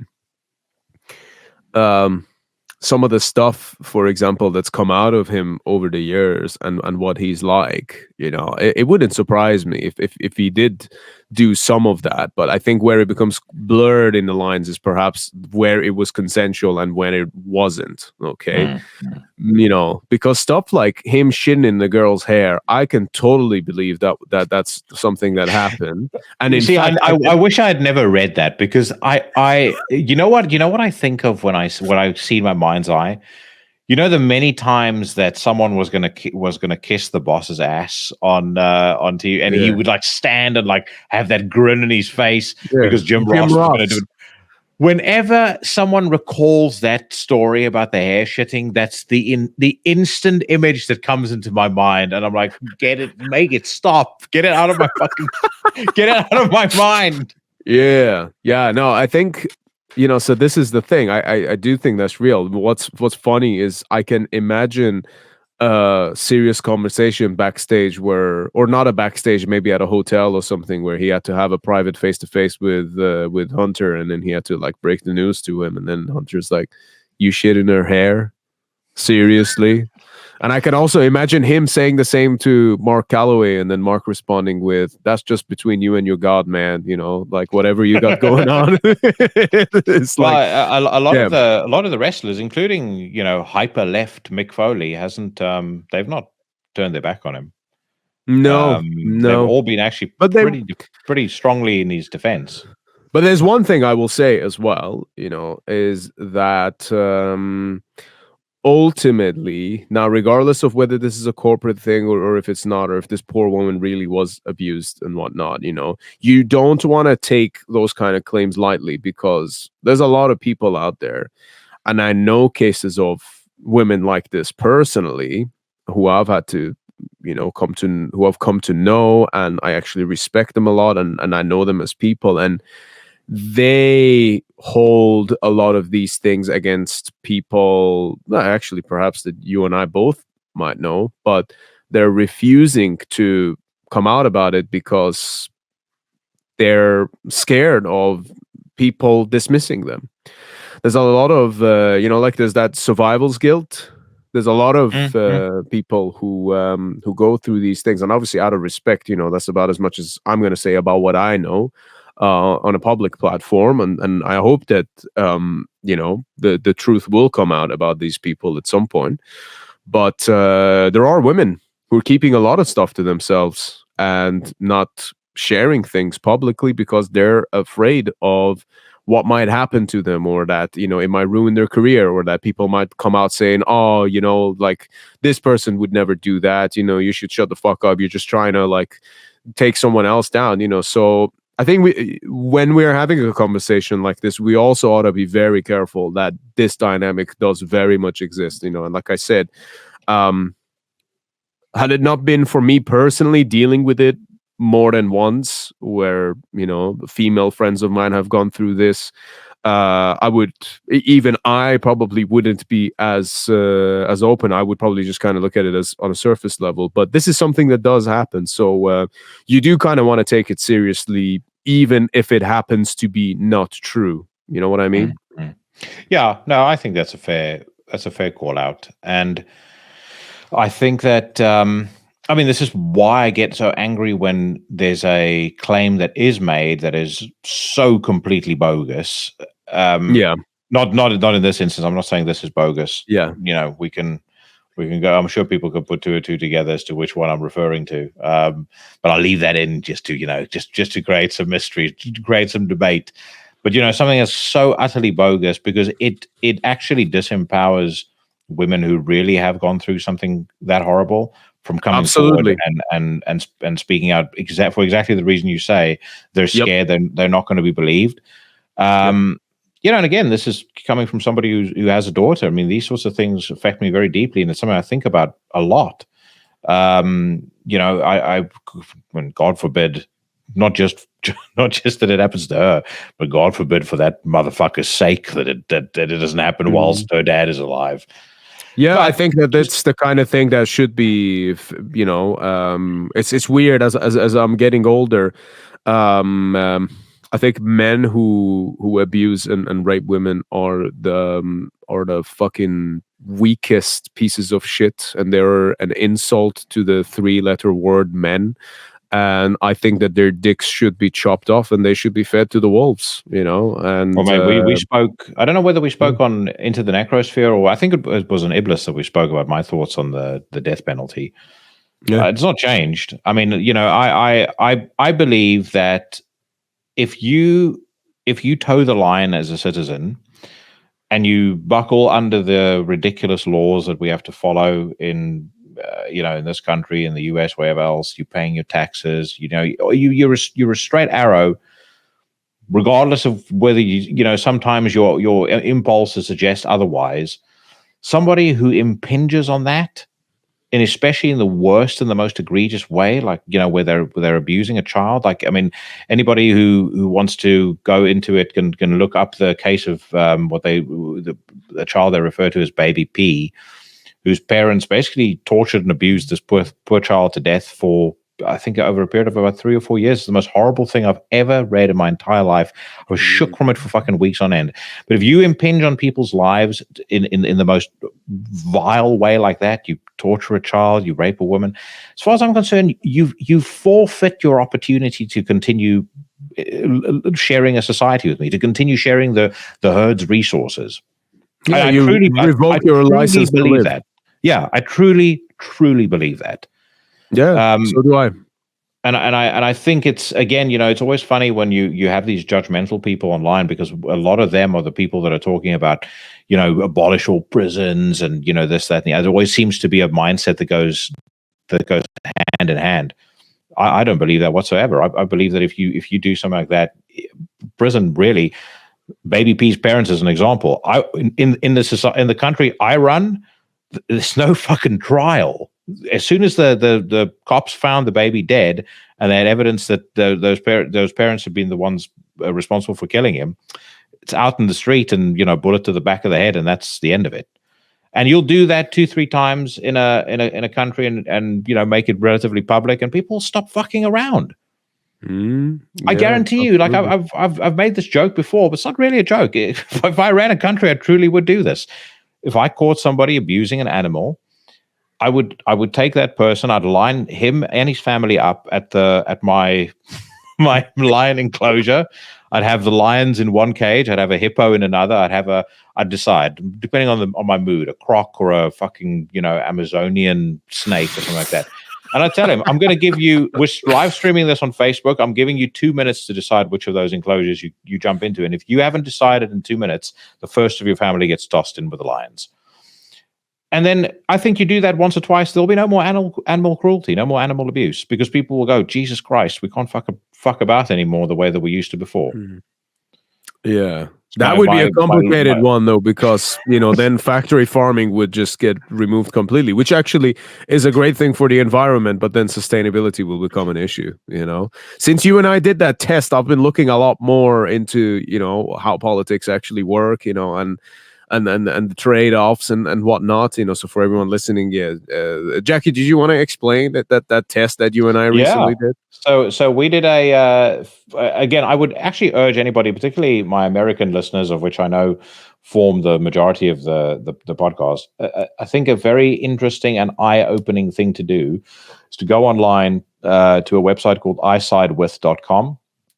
You can do a quiz, which it actually gives you the option to go as in depth with it as you'd like. It covers a number of basic, it sort of has foundational topics that it covers: the economy, crime, immigration, the environment.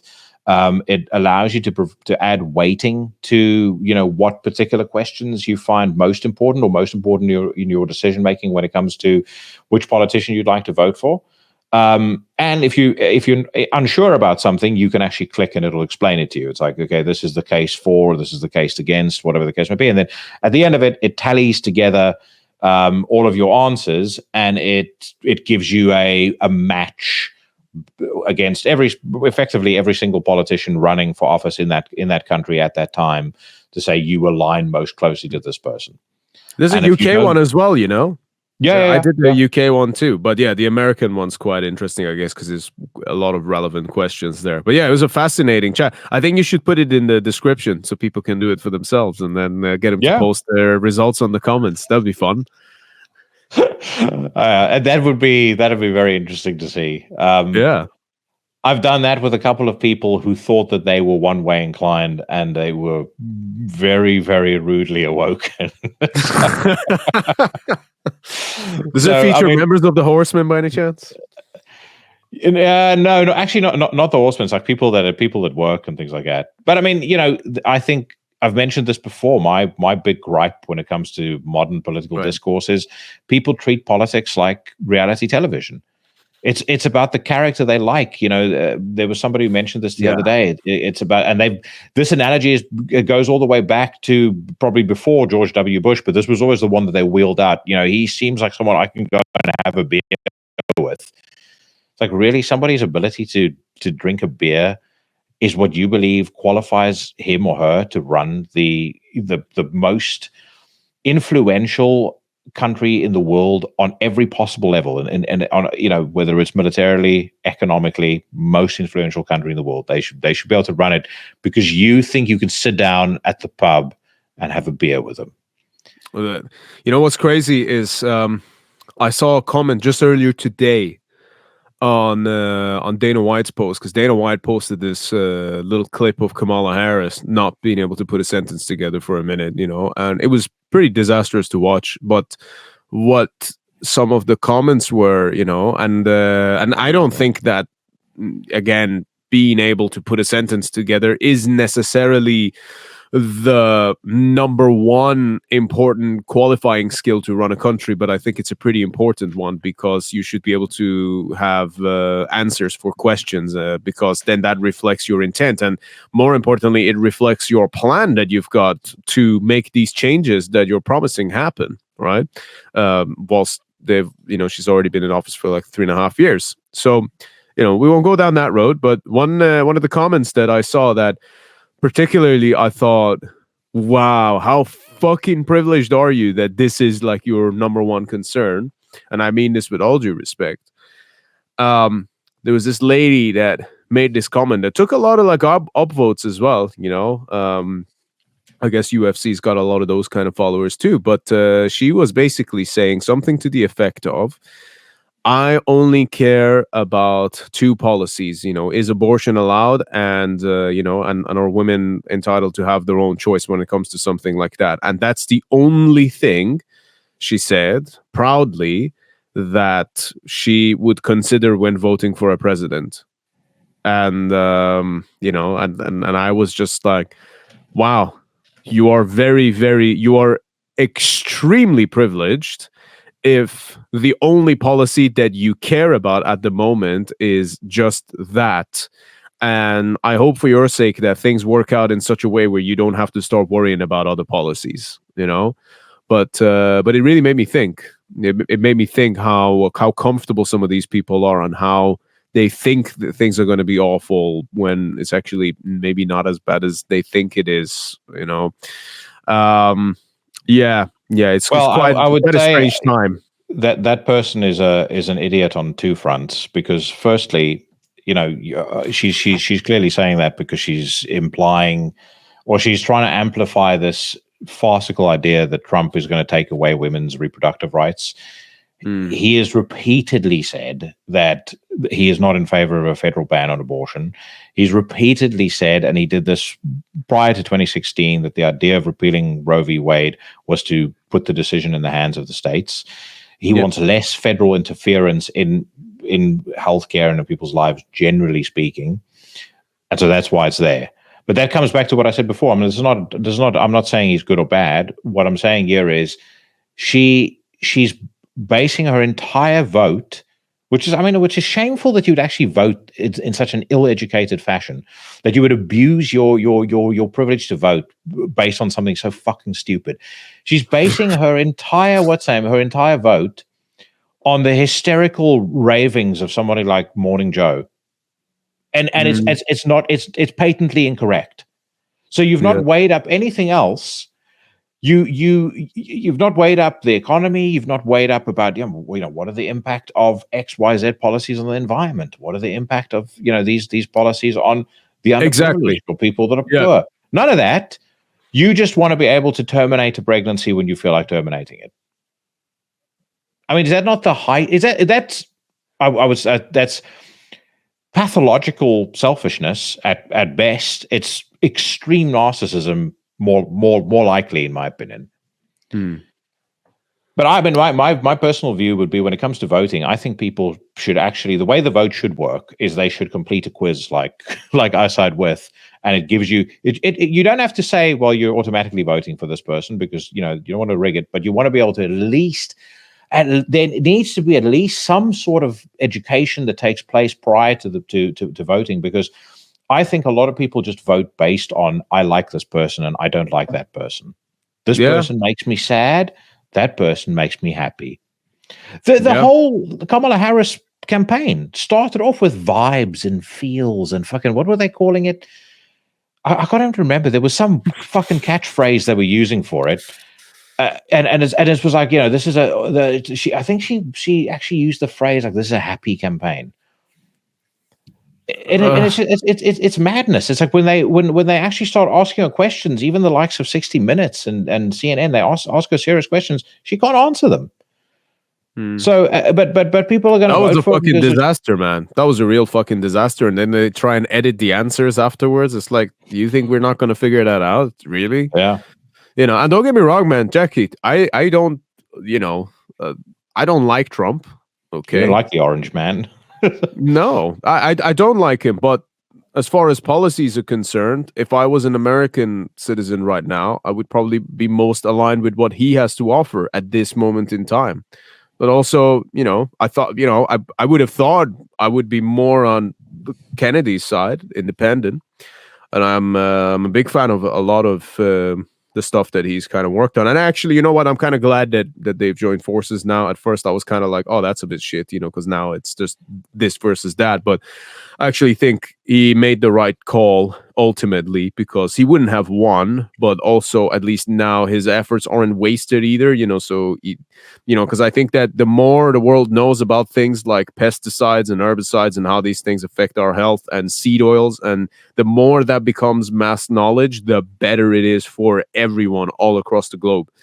And, so I'm excited to see him be a part of that, and I've met Americans who are like, oh, you shouldn't listen to him, he's a crazy person. No, just listen to what he's got to say, and you soon realize he's not fucking crazy at all. I was about to say, what exactly has he said that's crazy? Yeah, it's just like, that would be my question to them. It's regurgitated propaganda.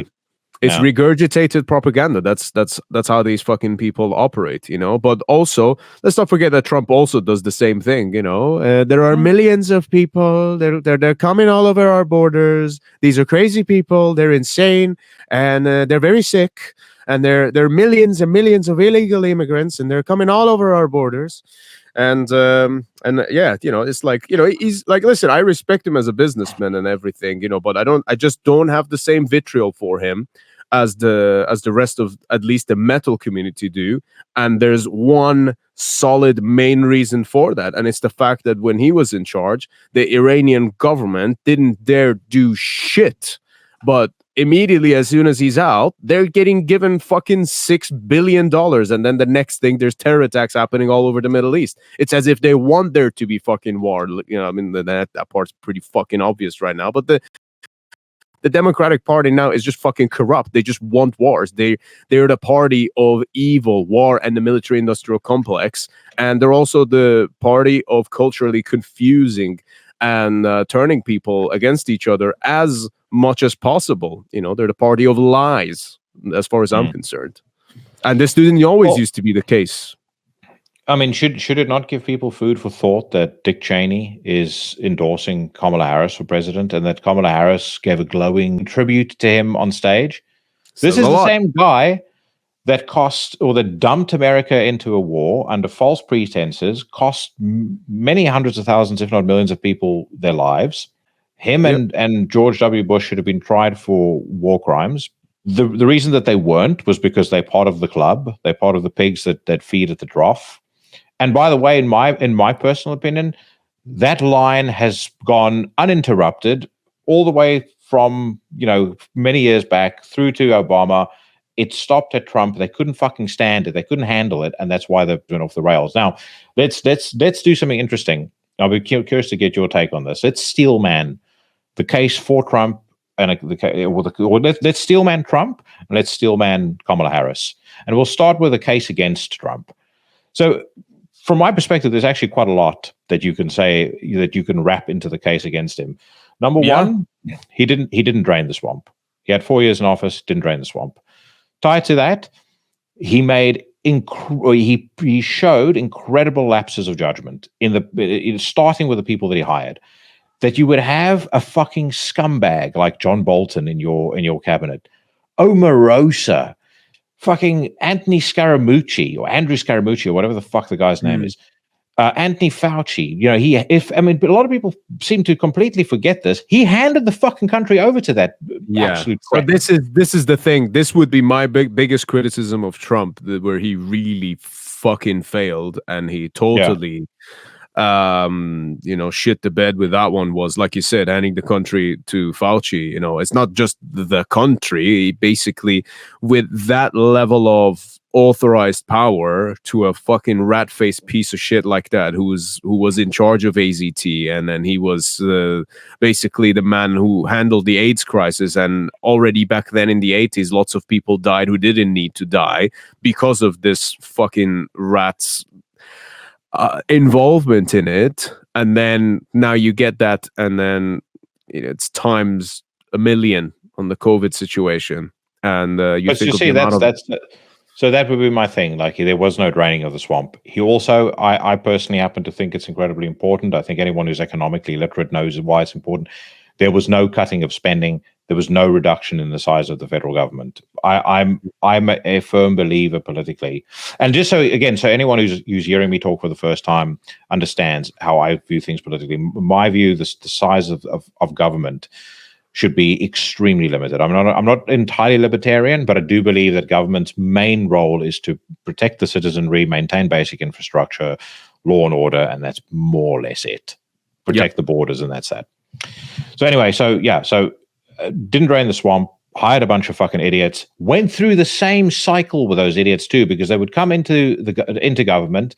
Within a couple of weeks or months, they'd be fired. Then they'd come out with a tell-all book. And, you know, normally it's just a bunch of completely insane nonsense. He's also an incredibly divisive character.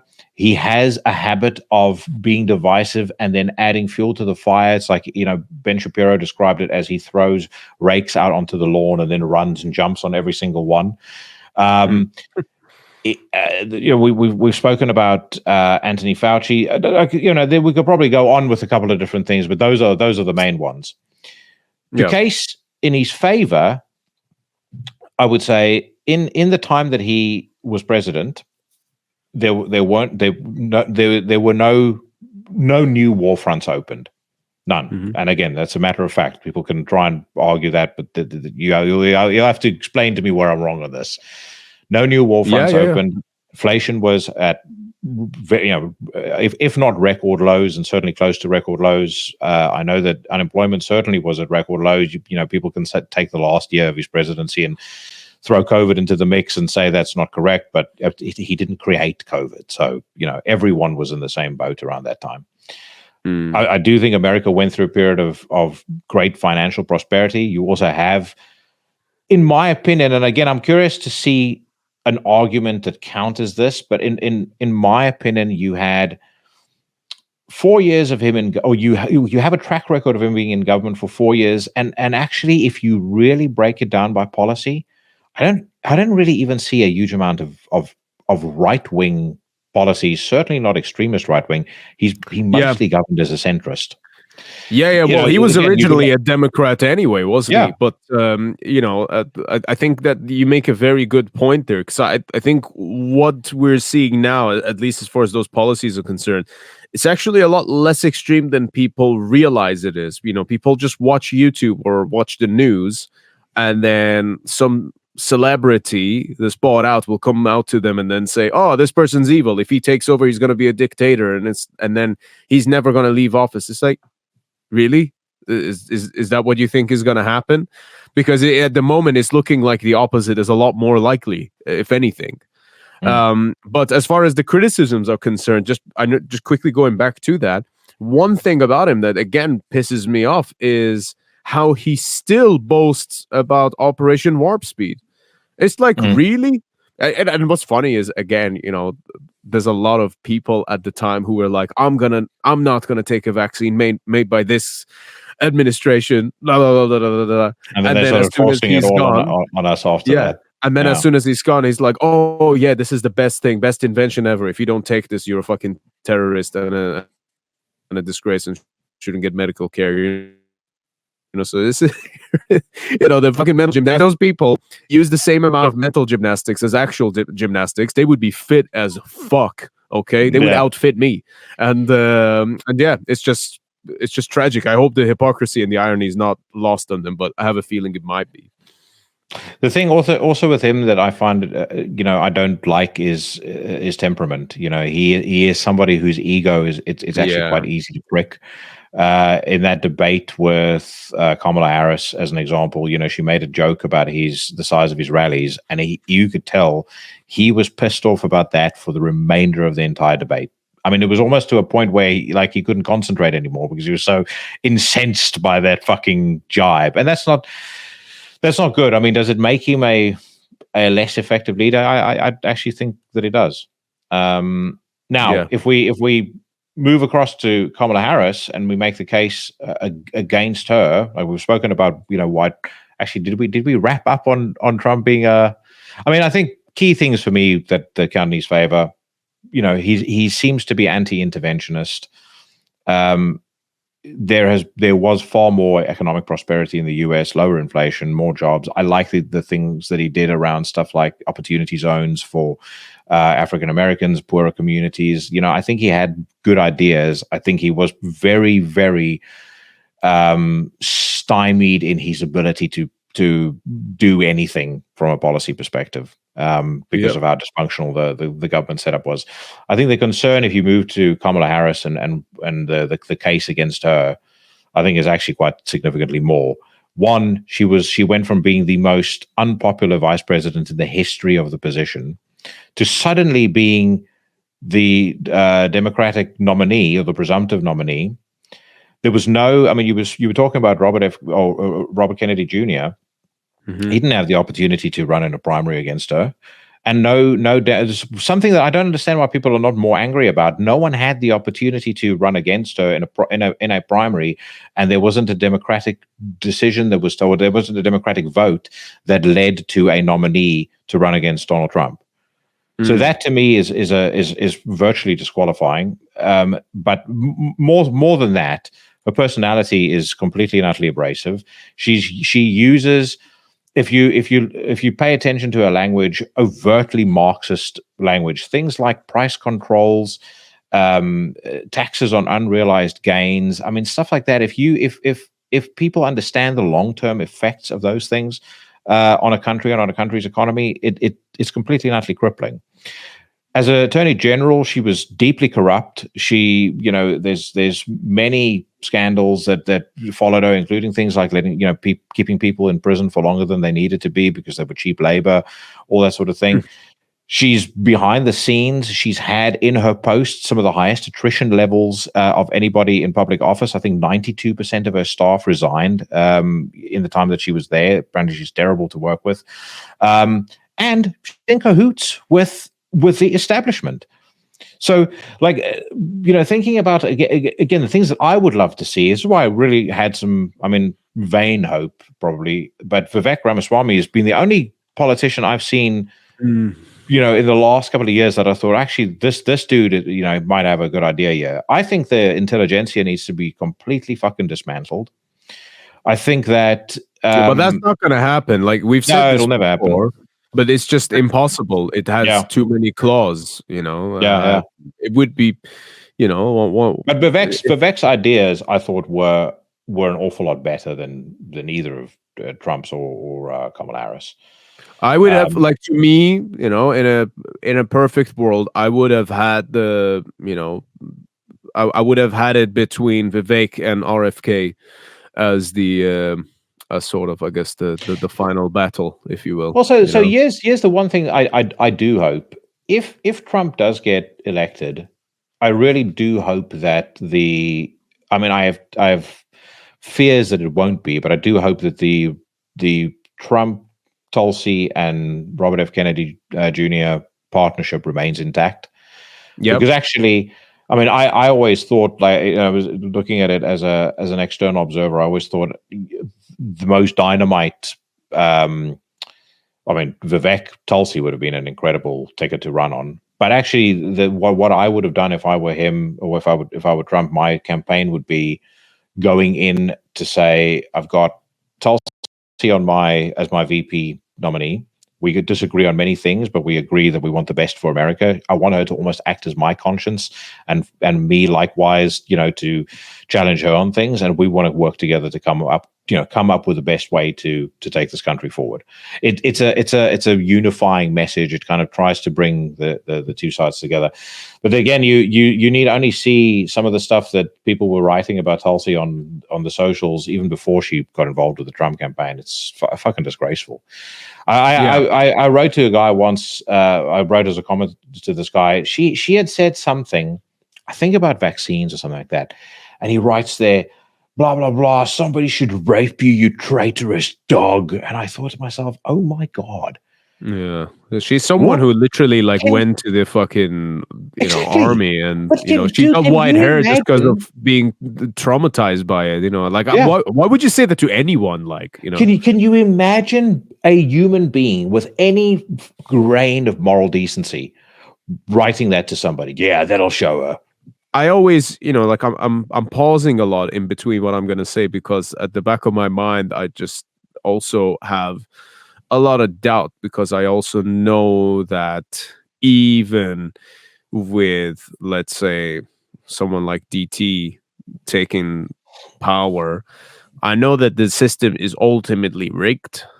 And I know that I don't know that the changes that would happen would be enough.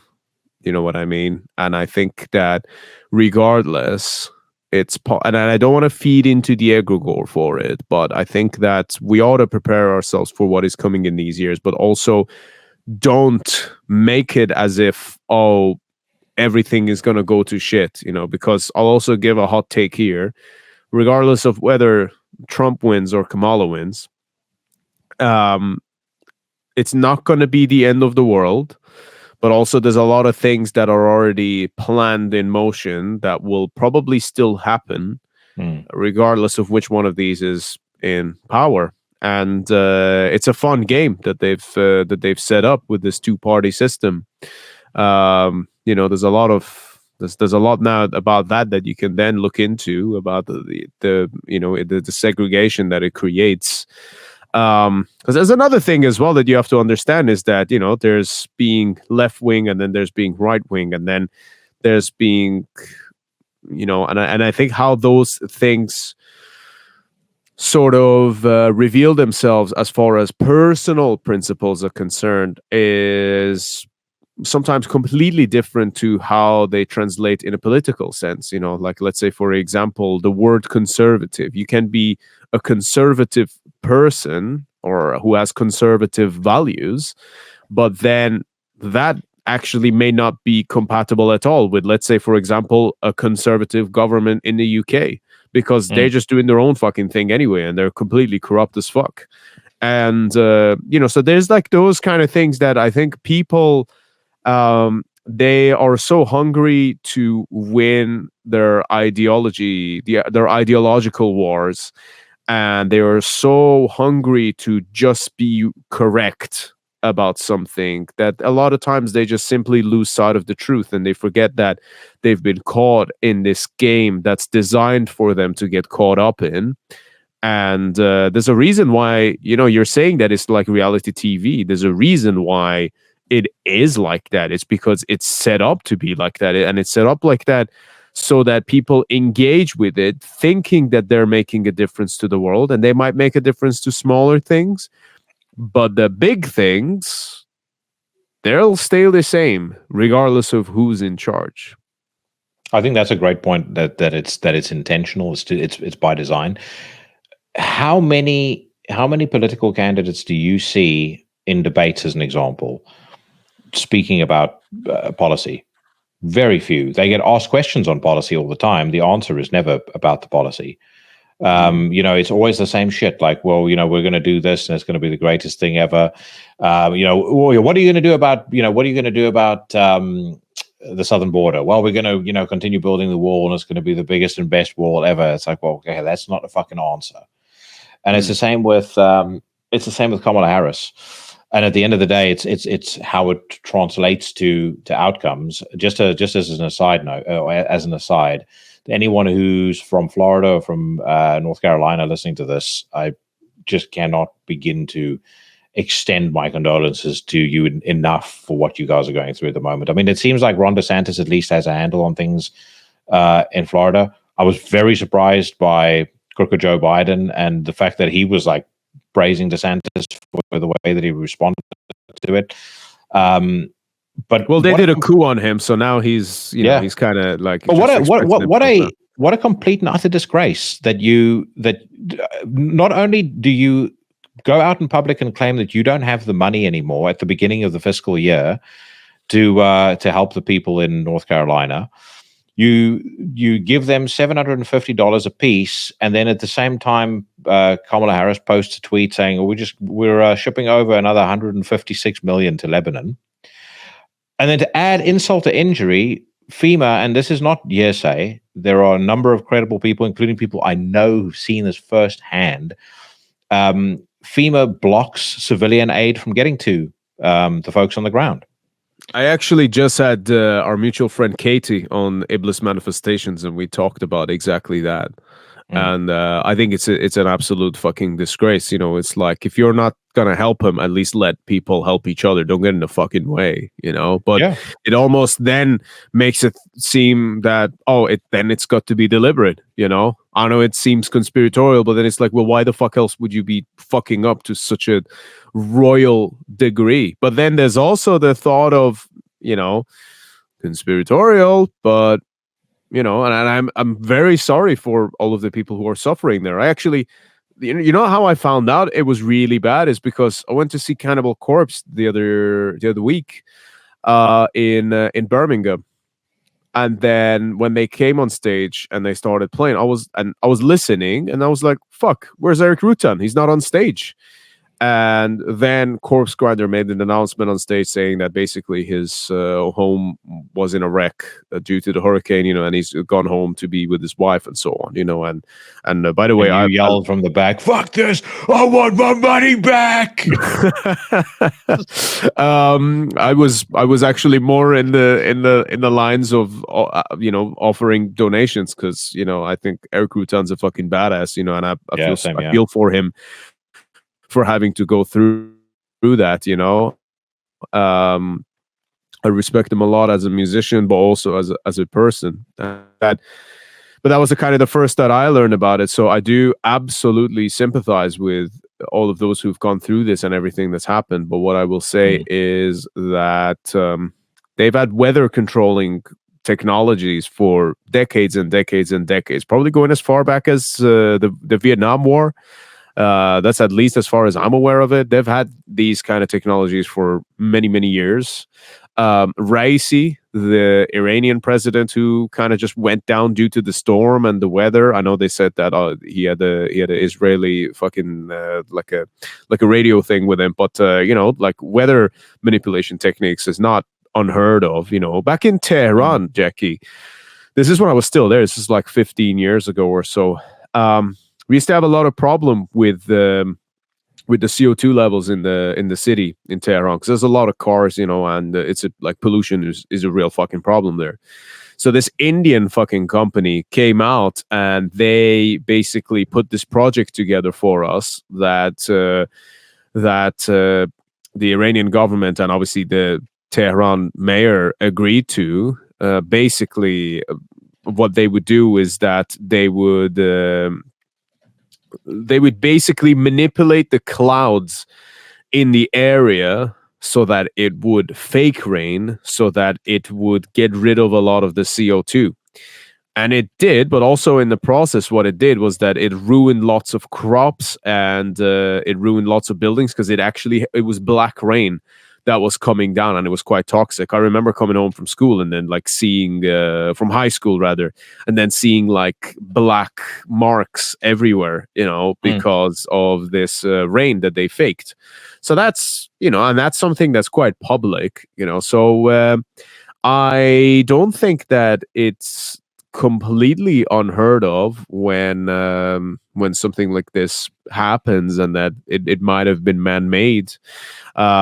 You also want to maybe take a look at the fires in Hawaii, because some of that, if you look at the pathway, have you looked into that actually? Did you ever look at the map of the fires of what happened in Hawaii at the beginning of the year? I knew about the fires, and I knew about what had happened, but I didn't deeply look into it. No. Well, if you look at it, it actually looks like it's they're saying that, again, conspiracy, but they're saying that it's actually the thread of a laser type of weapon that's created that kind of burn. And they're saying that either that was a test-in or it was something that happened, but nevertheless, that was not a naturally caused disaster that happened. Perhaps part of the reason why they didn't have any resources saved for it or whatever it was. They say actually it might have been China that was responsible for it, but again, I'm not too sure about that part of it. But some of these things that do happen, some, yes, natural disasters have been a part of the earth and our existence, meteors and all these things, they've been around for a long time. But we also have to understand that these are people, the people who are sometimes in charge. They are not afraid of killing humans. They are not afraid of hurting the environment, and they are not afraid of causing permanent damage to the earth and what we know and what we love, just to maintain their power or in fact increase it. They're not afraid of doing that. I think 9/11 was a very good example of this.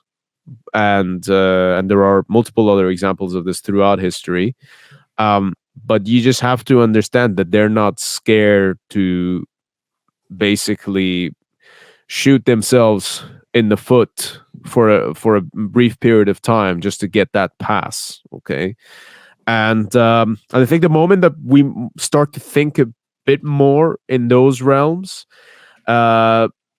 some of these things start to make a little bit more sense. And what will make even more sense is the indifference of a government towards its own people when something like this happens, as if it was meant to happen. You know?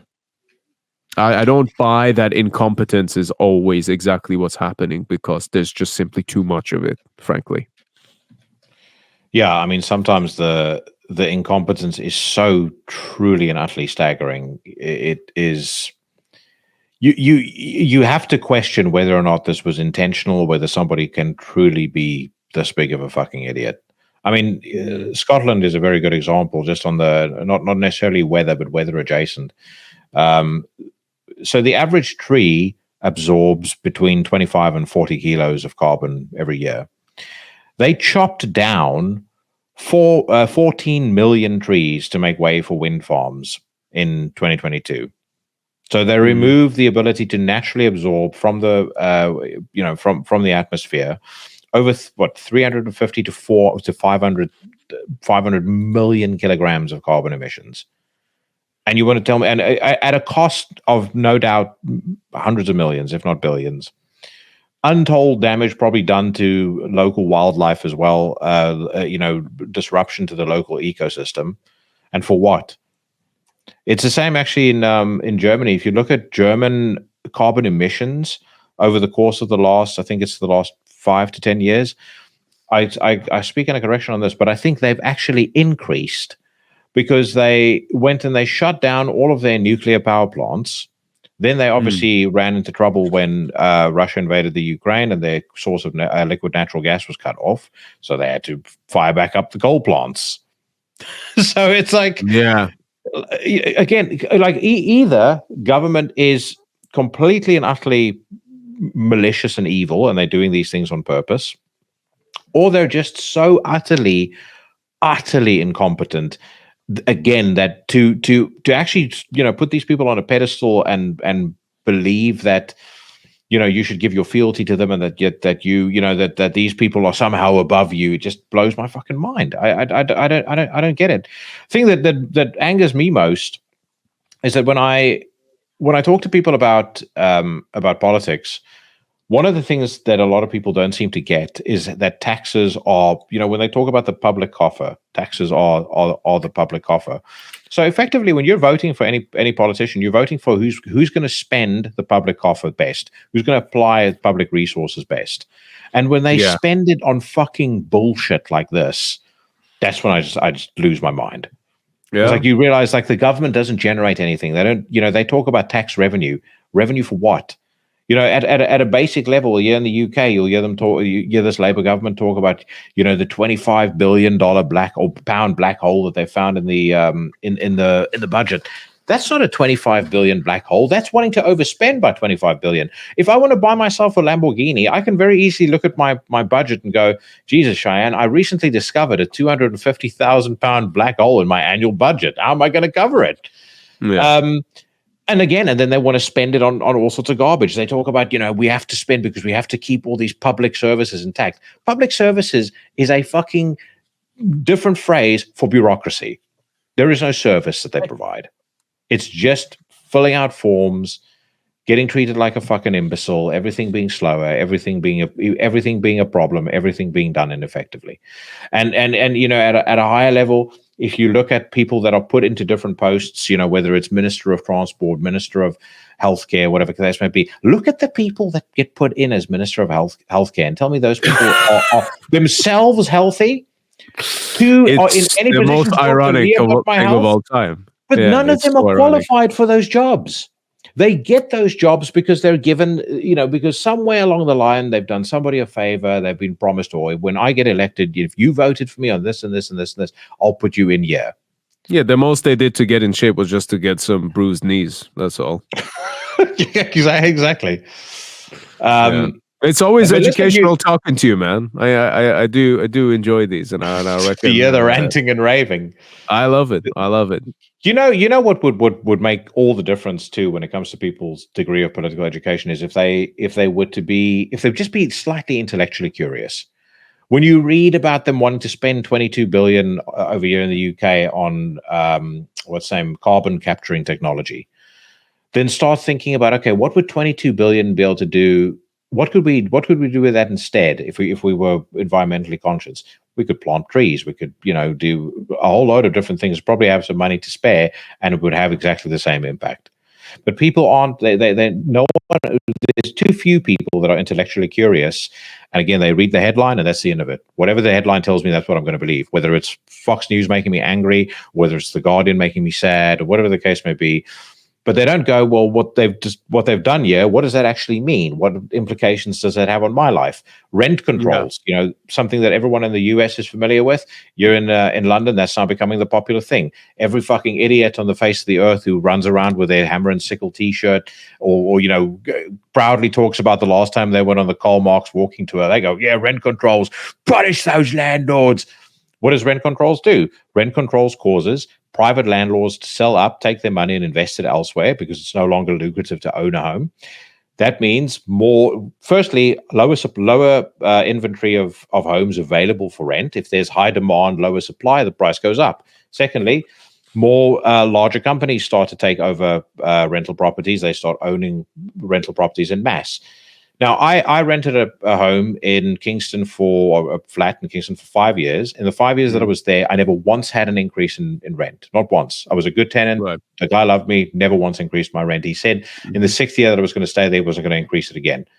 Absolute badass guy. If a company owned that flat, do you think I would have gone a single year without my rent being increased? Yeah. So then, but the thing that then makes me... aggravates me even more is you can explain this to somebody, they'll still vote for the fucking idiots that put these policies in place, because for a brief period, 6 months or a year, they get some degree of relief. They've got £10 extra to buy another Starbucks every month. But then it gets to 2 years, 3 years, 4 years from now, and they realize, oh shit, my life is actually fucking terrible. It's not nearly what my parents had. It isn't nearly what I see people on television experiencing. That's unfair. Whose fault is it? And then they search for answers. Whose fault is it? And the Guardian's quick to tell them it's the landlords. Fox News says it's the immigrants. Yeah, it's the fucking idiotic policies that the politician that you support have put in place. And you never bothered to question when you got so emotionally swept up in that message. You never bothered to question what's the long-term implication of this. Thomas Sowell said, "There's no." I think the phrase is something like, "There's no wins. There's only trade-offs." When it comes to politics. I'm a big fan of Thomas Sowell. Yeah. And I have heard that saying before, and it's very true. And that applies to all areas of life. And it's not just politics, but politics in particular is one thing where I think it's always it's a very dominant area whenever you observe that. But yeah, it's very true, man. Absolutely. Listen, just one thing I wanted to mention very quickly. I meant to bring it up earlier, but it's funny you mentioned that you'd spoken to Katie. I mean, you no doubt know her story about, boss was sexually harassing her, and I mean, she put him on blast and went very public with it. Cute. When we were talking about people being, being afraid to come forward because they're afraid they don't get, they're worried they don't get taken seriously. You have to hand it to her. One, I'm very admiring of the success that she's been able to achieve in the industry that she's in, the level of respect she commands now for what she does. But also, knowing some of the stuff that she's faced and that she's gotten through, in the public eye, I'm it makes me very proud to be her friend, knowing those things. I'm probably in the most ineloquent way trying to say something nice about her, but I'm very, it's like I think one of the good things about the friends I've made doing this podcast is, when I see them achieve success, and I believe that they could do that, like I've known all along Trivax is going to be something big. Katie, I've spoken to since Seasons of Mist days, and I many times said to her, like, you are, a more capable than any other person that I deal with, plying your same trade. When she started her business, I was rooting for her, and I'm so keen to see her do well, and it's so fucking cool to see that it's happened now. First of all, just on Katie, she's the fucking best. I have so much respect for her as a person and for basically the empire that she's built for herself. I always say that to her. She's she's put so much hard work into it and does on a continuous basis. And I think that it's very admirable, especially the fact that she's now done it on her own terms. I said it when she came on my podcast just recently. I said that every time I'm thinking of, I wouldn't mind having so-and-so on the podcast. Who's the PR? Oh, it's Katie. Or I wouldn't mind having so-and-so on the person. Who's the PR? Oh, it's Katie. And it's like, she works with the, with the cream of the crop. And I'm extremely proud of her, and like you said, I've witnessed that as well. And I have to say the same about you as well, man. That I was listening to Necrosphere from episode, what was it, like 40 or something like that, back in maybe 4 years ago now, I think. It was around those times. And yeah, man, happy that we get to do this. And to be honest with you, as an artist, I do everything that I do for very selfish reasons, and I do what I could. I don't have to do it. But it does make it very exciting when I know that there are some people, close to my circle that I know are genuinely rooting for us to do better and to do well, and it makes me excited to then want to share the results with them, and you're one of those people. So I appreciate your support, man, and I appreciate your friendship, and thank you for having me on again here. I feel like I've kind of been a bit quiet for like the last half an hour, and that's just because I've been enjoying listening to your observations about politics and things. To my ranting and raving. No, but it's good because this is your real thing. I think it might even be worth if you, I don't know, if you ever at some point in the future start a different channel where you just don't talk about music and focus solely on politics, because I think you've got that in you. But again, whether that works out for you or not is a different thing. But you've got the potential. It might be to a do loggerhead that, for the day job. That's what I meant when I said whether it would work for you or not. That's exactly what I was hinting at. But I would, if you did that, I would, I tune into Necrosphere quite regularly. But if you did that, I wouldn't miss a second. I don't think. The thing is, I don't personally think. And I hope you agree. I don't believe in anything particularly controversial. I would say. I don't think so. I've mentioned Vivek. I think that Jimmy Dore is pretty spot on in some of his observations. But Thomas Sowell, I absolutely love. I just believe in everyone gets a fair shake at prosperity. I want the tracks laid for that to be able to happen by the government, and then I want the government to back off and stay out of my pocket, stay out of my life. Sounds perfect. That's the ideal. I don't think it'll happen in my lifetime. I think we're way beyond. I think we're way beyond the point of getting back to something like, like how excited. If you look at America, how united America was after the fall of the Berlin Wall. There was a real sense of unity. And people still voted for different politicians. They still had differences of opinion, but I won't have anybody try to argue the point that there was a lot less activeness in that time. Much as people's opinions still differed, and I still believe deeply. I think if you stick two people in a lift together and they got stuck there for 9 hours, I don't give a fuck if it's Nancy Pelosi and Donald Trump. You put them in that lift together for 9 hours, they'd come out there being fast friends, because at some point they'd figure out, Jesus, this next 9 hours is going to be really slow unless we figure out something pleasant to talk to each other about. Absolutely, man. And I totally agree with that. I reckon that, let's say, for example, hypothetically speaking, I don't know, maybe if you put Donald Trump and let's say someone like Michelle Obama in the lift together, eventually Trump would come out of that lift as gay. So yeah, that's the way it goes. So let's wrap up on. I just had to fucking do that on a less controversial topic. Yeah. You and I, we've spoken a bit about music, but weirdly enough, like our conversations have only ever been either about Trivax music, or just a bunch of other shit, politics, wrestling, whatever the case may be. And And I was interested in some of the stuff that you said on the Q&A that you did on your episode 100, particularly like your most important albums. I love that you had live shit, binge and purge in there. But let me ask you the first very mundane question. What are you listening to right now? Like, what do you listen to? What's been your jams in the last month? Great question. I'll look it up for you now. So earlier today, I specifically listened to Mayhem because this is I had the perfect day today. You know, to be honest with you, and I'm looking forward to going to sleep now. Actually, just to round it off. But it's been perfect. Like I woke up at a fucking. I made my usual morning cacao coffee, you know, and then before I drank it, I went and had 13 minutes exactly of a cold bath.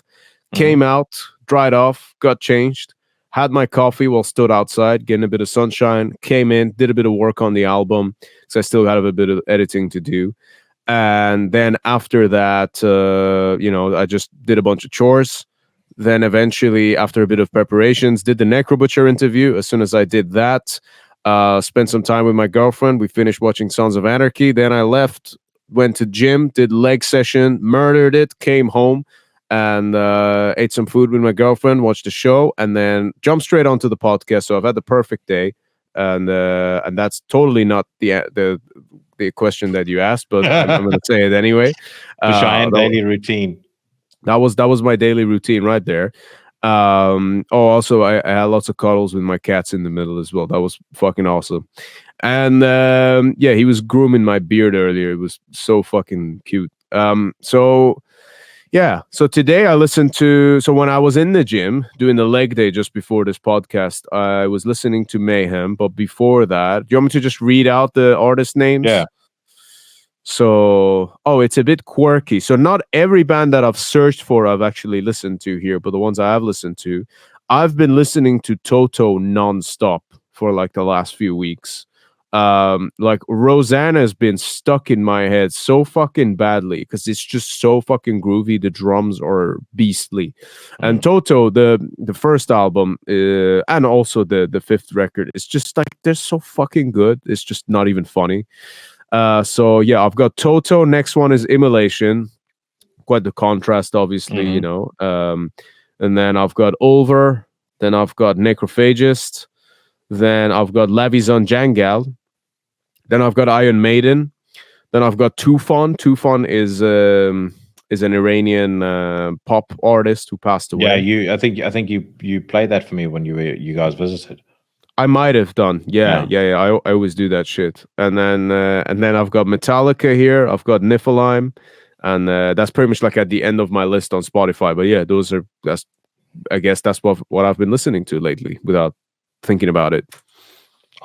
Today I woke up, I listened to the new Oranzi Pazuzu album 3 times. It's a fucking masterpiece. Oh, I need to check that out. I listened to your podcast together, but I need to listen to the album itself. I wish I'd heard the album before I interviewed him, because there's one song on there that it is the closest I've ever heard to somebody mixing like 91, 92 era Cypress Hill, like Temples of Boom era Cypress Hill with black metal. Like there's no rapping, but just the music, you can hear fucking Sendog and Be Real rapping over it when you hear it, but it's excellent. Fucking great album. Then I listened to, let's see, Thou. Then I listened to Load. Of all things, because for some reason when I thought about you being on the podcast tonight, I was like, I wonder what he thinks of Load, and what I still think of Load. And I went back and I listened to Load. Then I listened to Injustice for All.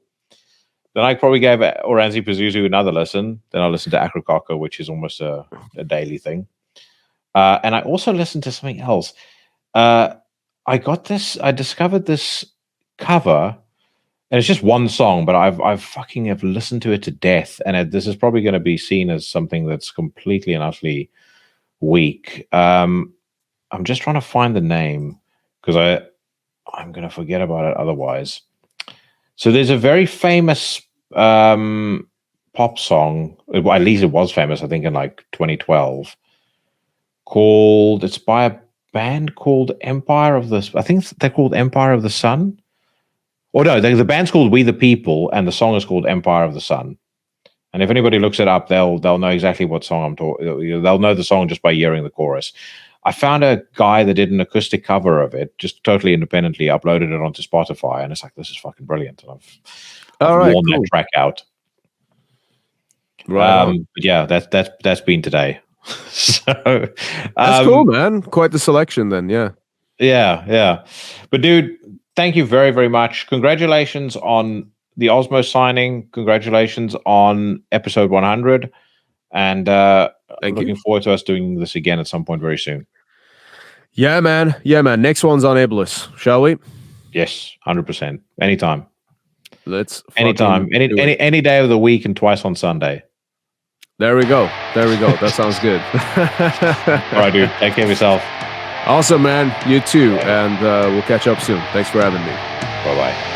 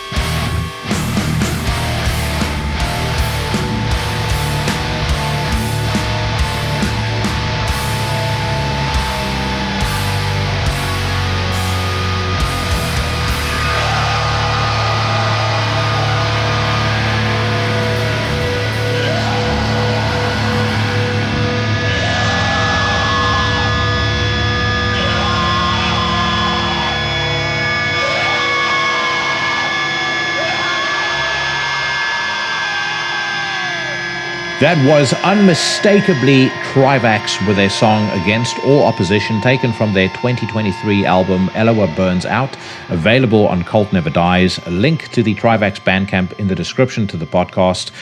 We look forward to hearing what the next record sounds like, and I want to say a massive thank you to Shayan for his time and for joining me for a 2-hour conversation at the end of a very busy week for us both. It's always so good when you have a chat like that to somebody who you consider to be a brother.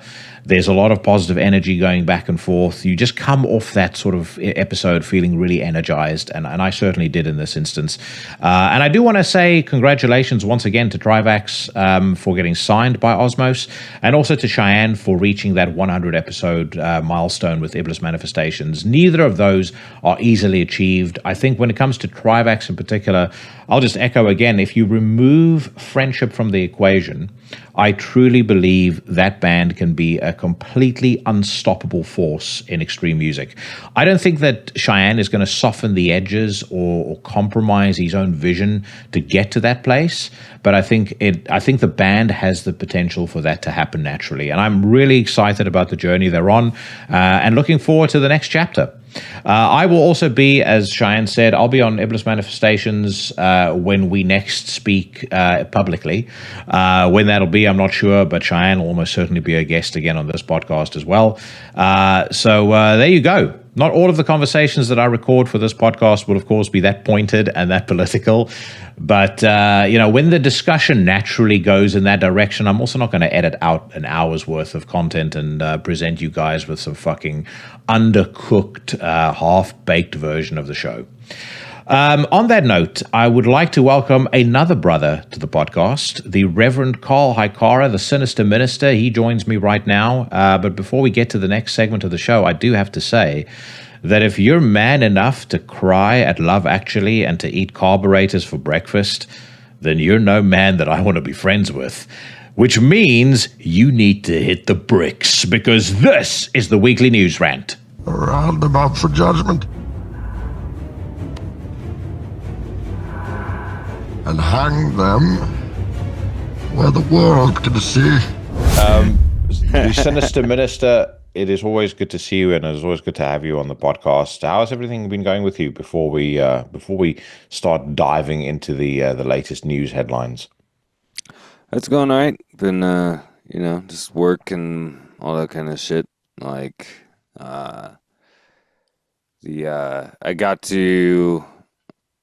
I saw last week I went to the DSI tour and got to meet up with Scott and Max from Cloak, which was cool. Got to hang out with them for a bit, and see Cloak live finally. So I'm about to say, well, I haven't seen them live yet, but I know that you said that they were fucking killer. Oh yeah, they were awesome. Yeah, the downside for that tour was that they had that shitty fucking band and Fairy on there, and they played in between Cloak and Christian. And I was just thinking, like, this tour would be so much better if it was just Cloak, Christian, and Deicide, and all three bands could have played longer. You know what I mean? Like, I don't understand sometimes these tours where they try to, like, sandwich, like, so many bands into a night, and you have some shitty fucking band that shouldn't even be on the tour, like right in the middle of it, I don't know. I just think it feels weird to me, and maybe I'm out of touch, but it seems strange to me that Inferi would be after Cloak on the billing. Like, I mean, Cloak isn't an insignificant band anymore. Yeah. I mean, I don't even know who the fucking Fairy are, but all I know is that they're horrible. I stood outside and just talked to Scott the whole time with their, like, literally their entire, like, set, like, because it was literally like being tortured trying to, like, be inside hearing their horrible music. You know what I mean? So It's like, dude, that's the worst when that happens, especially in the winter. When you don't want to go and stand outside, and the opening band is just so fucking bad. It's like it feels like watching them is almost as bad as queuing up at the airport. You know what I mean? Yeah. I remember that I'm trying to think who some of the bands were. I've seen a couple of bands open for Deicide actually over the years that made me feel like, like that made me feel that way. One of the funniest and best experiences I ever had at a Deicide show, weirdly enough, was when Deicide cancelled at the last minute. There was a big sign up at the door when it came to getting to the venue, saying they've cancelled they've cancelled their appearance. People can get their they can get their refunds at the door. But if they would like to stay, Akercocke are still playing because the Akercocke were opening for them. Right. And those dudes put on one of the most fucking incredible sets that they ever played. So it was like you kind of felt like you were seeing something special because there were quite a lot of people that did get their refunds. The venue was only about half, maybe a third full. But when those dudes stormed the stage, they kind of came on almost wanting to make a point. Yeah, I would have been amazing. I would have been on. I wouldn't have gotten a refund. I've been like, oh, cool, I get to see maybe Akercocke play a longer set, or something. Yeah, no, they played for about an hour and a half. Yeah, that would have been sick. Amazing. But what's happening with you? I mean, let's talk quickly just before we talk about the news. Your musical projects. When are we going to get to hear more of what's going on with the stuff that you've been doing with Austin and all the other things that you've got going on? Well, it's rather slow progress with everything because I just with working as much as I work like 60, 70 hours a week, so it's like Jesus. I like I have the will but not the energy sometimes to like work on, but it'll happen. It's coming along. We got a few songs for the EP, got a few more to go. I'm gonna try to try to finish it fairly soon. I still have like a few songs to go, but I've been making progress with like writing lyrics and whatnot. I just gotta like sit down and with his drum beats and actually like write the song, put together the songs. You know what I mean? For the last handful of I think there's 3 more songs I got to write for the album, for the EP. So my original goal was to get it out in October, but yeah, I just haven't really had the extra time to really spend writing. You know what I mean? Like between doing the podcast and working and everything. But yeah, that'll get progressed. Outside of that, because that's pretty much the only like new music that I'm focusing on because I just want to get that done. So I'm not really doing anything else for like new music, but I do have a couple things going on with continuing some with my Warlock project. I had a second album they recorded back in 2013 that I had taken off Bandcamp that I'm going to be re-releasing with some art from Matt Prizo. That's going to come out on Halloween. So, then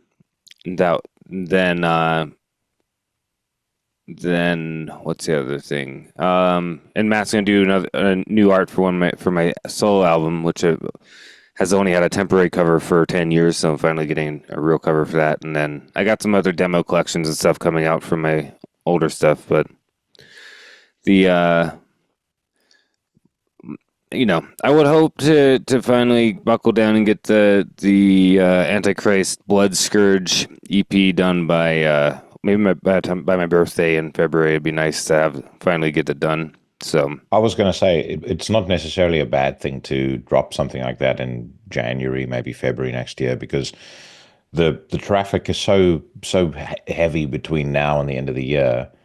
You don't want to. I know you're not doing it because you want to retire off the money, but you at least want people to take notice. And I mean, at the moment, it's so easy for bands to get buried under what's under what else is coming out, because it's just every fucking weekend there's like 4, 5, 6 things that you want to listen to. Yeah, that's kind of I guess the unexpected benefit of not being able to get done quite in time is that I wanted to, is that, to be honest, if I was a band, I wouldn't want to put out an album in the last few months of this year, because this year's been stacked with shit. Like there's just been so many great albums. I actually at this point I'm like it's kind of a blessing in disguise to try, because I think probably putting the EP out in like February would be a better option. You know what I mean? Mm. Yeah, Like, and I agree with you on other bands too. Like even people that folks that I'm friends with, when they say, "Oh, we've got an album coming out in October, November," you kind of go, I don't have the heart to tell you, but I wouldn't release that if I were you. You're a great band. I want to see you do well. You're just coming out at a time when there's so many other things that people are bound to want to pay attention to first. That you sort of have there's the risk of you getting buried under all of it. my thing is that unless you are a Funeral Mist or a Hate Forest or like one of those kind of bands, like it's really kind of to put out something in like November or December, like you're probably not going to make as huge of a mark unless you are like a Funeral Mist. You know what I mean? Like, Well, if you're a Funeral Mist or a Hate Forest, then I would hope that you're on various internet forums. You're on Facebook and stuff, apologizing for the things that you've done. but I brought them up because Funeral Mist released the Diaform and right at the end of the year in what 2020, 2021, 2022, whatever year that was, and then last year. No, wait. 2022 was Hate Forest. 2021 was Funeral Mist, right? Yeah. So, I remember when I listened to that Funeral Mist album for the first time. It's the day after I got engaged. I was lying in bed in our hotel at the Lake District, and I was busy listening to it. But I wonder when he's going to drop another little surprise on us. You try and observe what the Marduk touring schedule looks like to sort of see, okay, when would he have had a chance to go to the studio? But I know around the time that Deerform came out, it was kind of COVID time, so maybe he had a bit more of an opportunity. But I do hope, potentially in vain, that we'll get a little surprise again at the end of this year. You never know. The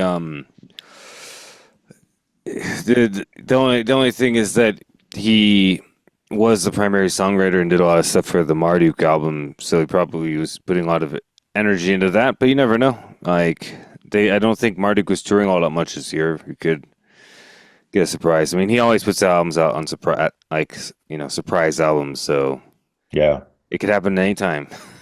Yeah, which is the cool thing about it.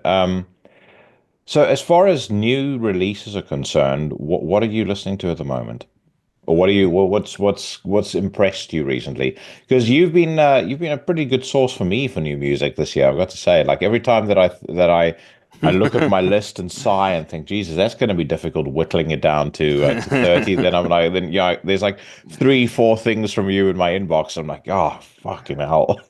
Yeah, let me pull this up real quick because there's definitely been some very good stuff that's come out recently. One thing that I recommend everyone to check out is Sotharion. Let me remember what the album title is. It's there it is. It's called Vermin. It's a new French band, and that album is super fucking sick, like ripping evil black metal stuff. Like I sent it to Mike Hill, and he was like all about it too. Like it's really good. So that's one. I'm just pulling the phone out now to make sure that I've got it on my list. Yeah, I think I sent it to the Horseman thing, but I definitely recommend that one. The Deathlike Mass album, The Lord of Flies just came out, and that's which features Mark of the Devil from Cult Says Ghouls and Sodality. It's another project from him that is very, very, very good. Still one of the coolest names for a frontman that I've ever heard in my entire life, Mark of the Devil. Yeah, it's great. Genius. Yeah. I've been listening to the Light of the Morning Star EP. I know when I heard that, because they sent it to me about 3 months ago. When I heard that, I was like, oh, this is, and I forgot to mention it to you actually, but it was like, I knew that would be 100% up your street. Yeah, I just wish it was the full album. But the another band I found recently that's pretty good, but I need to listen to more, is called Hoxen Zirikel. That's it's really hard. it's Hoxen Zijrkell. Yeah. However you say that. It's a pretty cool. That one's pretty cool mixture of. There's like ambient parts, doom parts, black metal. It's kind of all. It's like if it's a little bit like if Dark Throne mated with like a funeral doom band, like, and it was real, but it's also like really like rancid sounding in a way too at the same time. But it's a pretty cool album. I need to listen to it more, but I was digging on that. Outside of that, of course, Deathless Void is a really sick album. The Deathless Void album, The Voluptuous Fire of Sin. Yeah. I when Brandon shared that with us, I got onto that straight away, and that rocketed up the contenders list. Yeah, that one I was aware of before he shared it. Like, I think he and I shared it right at the same time or something to the thing. So that album is really, really sick. It's going to be probably in the top 20 for sure. I have been checking out that Witch Vomit band that Mike Scandato recommended with their album Funeral Sanctum. It's a pretty good one. Yeah, it's decent. Probably not going to be on my year-end list, but pretty decent one. Of course, I've been listening to the High Parasite album, which I really like. The new Horna album. Nyx Hymnia however you say this, Hymnia Yole, or however you pronounce that. Yeah, that's a good album. Well, I mean, in fairness, when have Horner put out an album that wasn't good? Yeah, that's true. Yeah. I mean, that last one they put, the 2020 album was fucking fantastic. Yeah. And I've been listening to the Avmacht because of you. It's a great album. Mm-hmm. And the new Cold Brand. Fantastic. Yeah, it's great. There's a newer Finnish band called Curse Upon a Prayer, and they put out an album called The Worship Orthoprax Satanism, which is very good. I think I shared it to the Horseman thing, but it was a while ago. What a year Finland is having, by the way, because we mentioned a couple of Finnish bands, a couple I can add to that list. Blessing of Despair by Divenial Verdict, fantastic second record by that band. Well, is it second or third record? And then you also got True Black Dawn. Is it? Yeah. I don't know if you heard that. The album's called Of Thick Circling Shadows. It's another fucking massive Finnish album this year. Yeah. And then the one that I was most excited about, and it has not disappointed. I don't know whether it's your cup of tea. I think you will like it if you actually listen to it properly. But the new Oranzi Pazuzu, holy fuck, it is such a good album. Like I had very, very high expectations of it, but it completely blew it away. It's definitely not for everybody, but dry aged steak is not for everybody, and great red wine is not for everybody. So it's the dry aged steak of whatever it is that they do, because you can't really label them as anything. Metal Storm, calls them psychedelic black metal. I kind of feel like that's what a lot of people say, but dude, you'll hear stuff on that album. There's one song in particular that, and in fact, let me play it to you. I'm gonna play you the song because I'm very curious to hear who this reminds you of. There's a very specific band that this reminds me of, and I sent it to a friend of mine the other day, and he was like, "Yeah, you are absolutely right." But I think this is the first time ever that somebody has combined this influences of this with something that maybe approaches black metal more. And again, maybe it won't be your thing, but I'm very curious to hear what you think of it. And then we'll finally check out the There we go. All right. Let me just double check that you can hear this. You can hear it? All right. Yes, you can. Okay. Just listen to the first minute of this. I just want you to tell me who this reminds you of.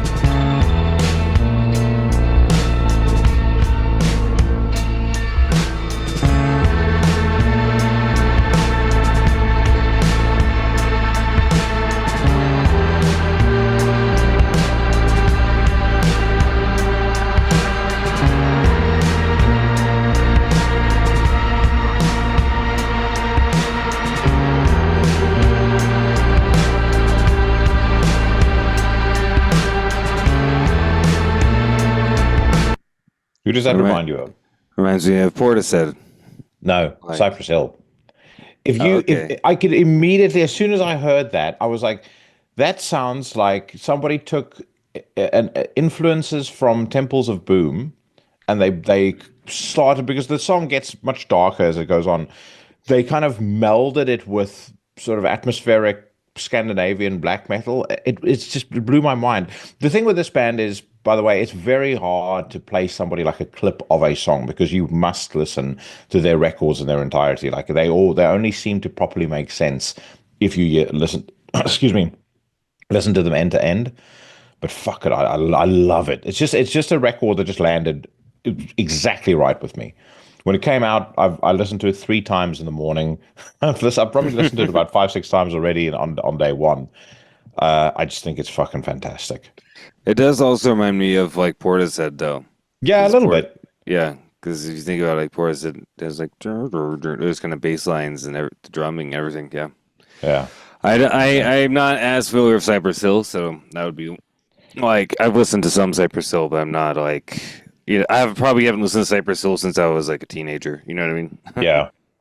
I do like Cypress Hill though. They're cool. Yeah, I'm a very big fan of Temples of Boom. I don't, they are like most, hip hop collectives that post kind of 1994. They sort of fell off the wagon. The stuff that they made is garbage, but their early stuff, especially Temples of Boom, is amazing. Temples of Boom is a very, very, very dark album. And it's a shame they didn't continue down that track, but then, I'm sure they also wanted to eat, so. yeah. And as far as Oranzi Pazuzu, I haven't listened to anything since their first album, so yeah, I need to. I'll give the new album a listen for sure, and and everything. Like I'm not like I don't have negative feelings towards them. I just like never really listened to like I didn't really connect with their music when they first came out, but I didn't like hate it either. You know what I mean? I thought it was okay. So, but I imagine they've gotten better over time, right? So, yeah, from everything everybody said, the album that really turned me was their previous record. Again, it was just one that just caught me at exactly the right time, and then I got into all the other stuff before that. Marco has always been a very big fan, so he's always really sort of proselytized their greatness to me. And then, as I said, previous record, really dug that. And then this new record, I was super excited about. And as I said, it's most definitely did not disappoint. Yeah. I mean, right, one thing I liked in that interview is that, yeah, like I don't consider them a black metal band. And the guy didn't seem like he considered them a black metal band either. You know what I mean? Because they have black metal elements, but they're definitely not a black metal band. They're doing their own thing. It's like kind of like from what I've heard in the past and the stuff I've heard from this album so far, they're definitely on their own track. They're doing their own thing. You don't need to call it any kind of genre, right? The thing is, and I absolutely love that. I respect them more for it, because there's a lot of bands that do those kind of forge their own path. But actually, how many of them do something that's really, really exceptional, and that can come across as a singular vision rather than just a tapestry of all the stuff that they listen to.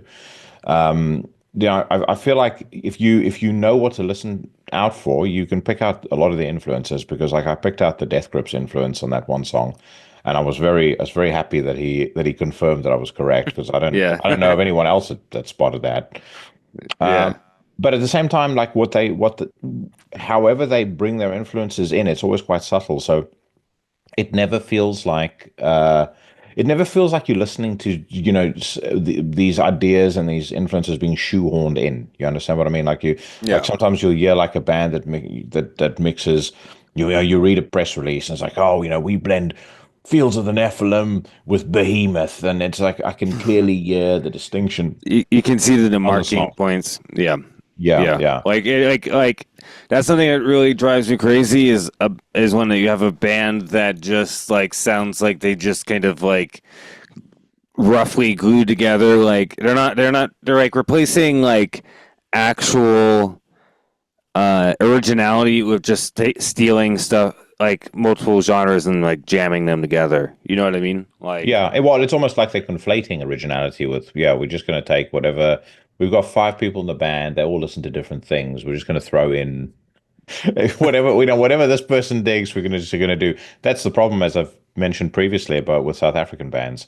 You see most of the photos. We can produce a lot of great things. Sadly, producing great metal is a rarity. There's like one band in a million that's worth anything. But you always see on the band photos, there's one guy standing there with an Iron Maiden T-shirt, another guy with an In Flames shirt, another guy with a Cannibal Corpse shirt, another guy with a Dimmu Borgir shirt, and it's like I can bet you right now, if there's 5 guys on a photo and they all have a different band logo on their T-shirt, you will hear something from every single one of those bands in the music that they make, and it just doesn't work.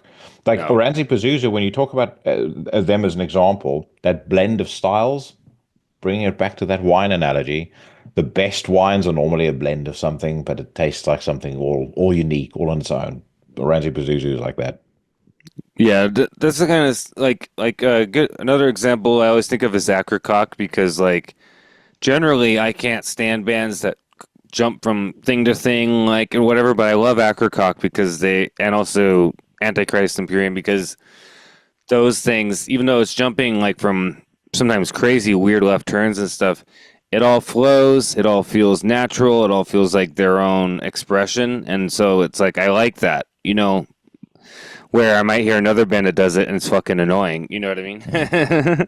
Well, Carnton I described it to Jason once as Killing Joke, Emperor, and Suffocation getting together and recording a record at Greg Harlan. It's like it sort of has vibes of all of those bands, but it just works. It's just uniquely them. Yeah. That's what I if you're gonna have that kind of mix of stuff, that's what you got to do it that way. It's got to be natural. It's got to sound like this is who you are and this is just how you're expressing yourself, not like you're like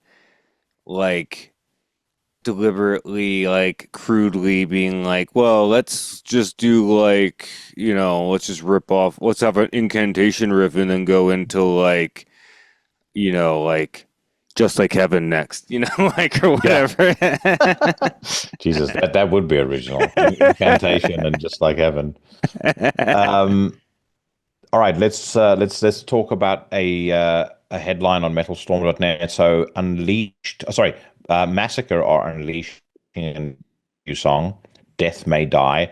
I had a lot of people differ with me on this new Massacre record or new Massacre track. When they put out that first single, a lot of people really seemed to like it. I was very underwhelmed by it, and it's not that I'm a Massacre hater. I think From Beyond is a fucking excellent album.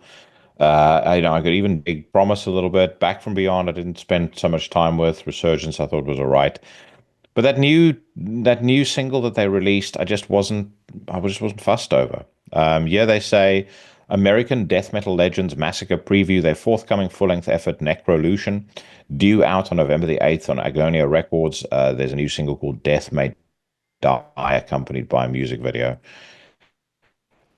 Are you a Massacre fan at all? Yeah, I like From Beyond. It's a good album. And one of the I forget what's their newer album. It's got like the green cover. That's a pretty good one. I think that might be Resurgence. Whatever. Came out in 2021. Yeah, whatever album it was they put out when they got back together, that was cool. Yeah, I mean, From Beyond is a classic, you know, and Cam Lee is a fucking. He's one of the guys who created the death metal growl, so you know you got to give him respect for that. You know what I mean? Like, yeah, no, 100%. I just thought with that last single, it had a riff that just sounded a little, as the youth would say, mid. And drumming, I thought was it just didn't work. It just everything about the song just felt mediocre, you know. And it's not nice hearing mediocrity from a band that, exactly as you said before, have a legacy of being so influential. Yeah. I don't really remember what the last song sounded like. So to be honest, yeah, let's hear what this one sounds like.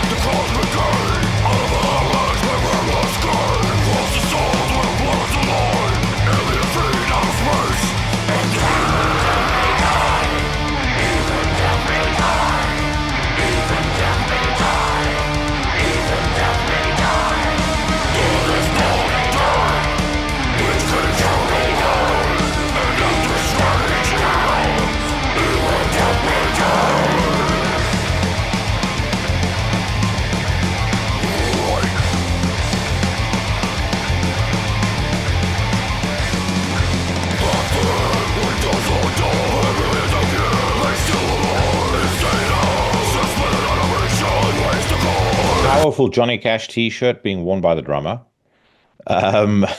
Powerful sunglasses being worn by Cam on the onstage footage. But what do you think of the song? I think it's stuff. I mean, obviously, I don't remember the last song. Obviously, was forgettable because I don't remember it. So this one's pretty okay. I like that. It's kind of catchy. The chorus is pretty good, I guess. Cam's vocals sound great. This video is kind of jacked though. Like I don't know if it's just like maybe there's a lag, but it's like there seems to be a lag between the music and like what's going on. No, there's no lag. Okay, that's it. I was thinking the exact same thing. You know, if you're going to use live footage, at least try and align what's going on the actual footage itself, on the visuals, to what's happening in the music. But yeah, there is no lag. You're not incorrect. Yeah, I mean, this video is pretty whack. I don't like this video. Like all these like fucking like people like moshing in like a half empty looking hall. Like, you know, like it's just, I'm like, I don't know why this is like, the video is pretty horrible. So, but the song's not too bad. Yeah, I agree. I think the song is a hell of a lot better than that first single. Totally agree with you on Cam's vocals. I think he sounds beastly. But they're not the first band to do that in recent memory.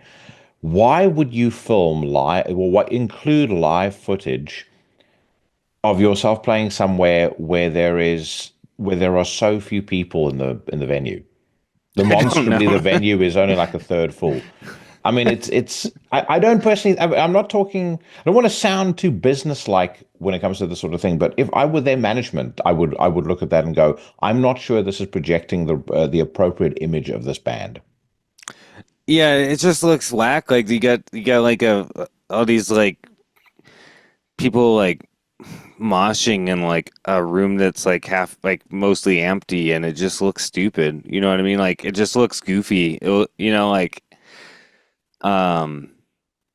yeah, I don't. This video is horrible. There's like a lag between like.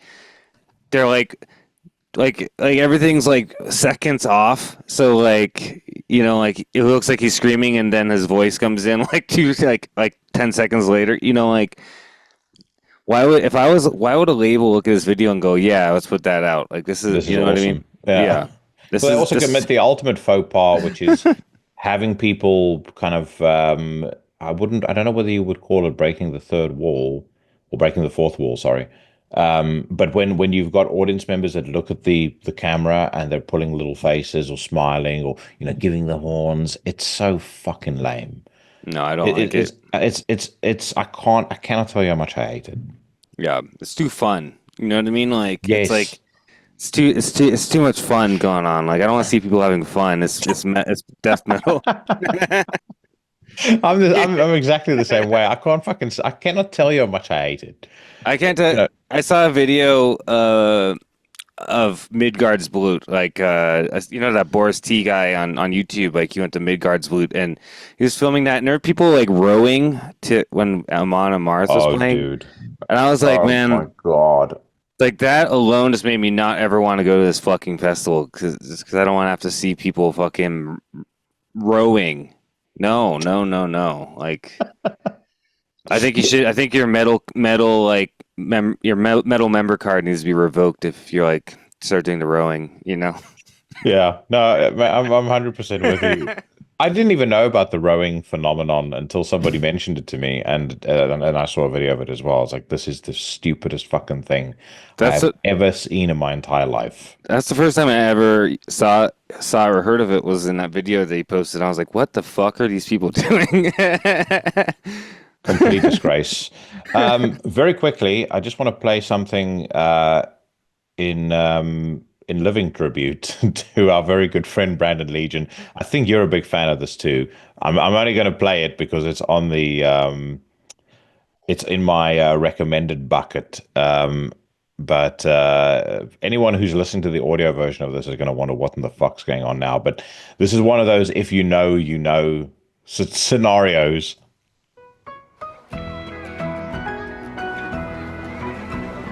There will come a payday, hallelujah, what a payday. There will come a payday someday. There will come a payday, hallelujah, what a payday. There will come a payday someday. When I lay my work by, I'm a home in the sky. I'm just going to play about 20 seconds of that, but that's a better music video than the Massacre one. Yeah. But also, like I said, it's for Brandon Legion, our friend, because it's Righteous Gemstones, one of the best shows on television. I need to watch this show. It looks pretty funny. Oh, have you not watched it yet? No, I haven't seen it yet. No, dude, so. you have got. I think we're up to season 3 now. You got 3 seasons of just pure genius coming your way because you like Eastbound and Down and Vice Principals, correct? I've never seen either one of those things, so I don't know. Oh, bro. Okay, so now I take that back. You've got four seasons of Eastbound and Down, which are masterful from start to finish. 2 seasons of Vice Principals, which is perfection, and then you've got 3 of Righteous Gemstones. So, time for you to start setting some time aside. Maybe once again out of the October season because I'm like trying to watch as many horror movies as I can, and then maybe we'll pivot to some of that stuff. Yeah. What are you watching horror wise? Well, nothing new. I'm just watching old movies. I'm doing a episode with Brian Sheenan, aka Legendary Main Art, about the Subspecies series. So, I've been watching those. There's 7 of those. I have 1 more to watch as we're recording the episode next week. And then outside of that, I watched a bunch of Universal movies at the start of October.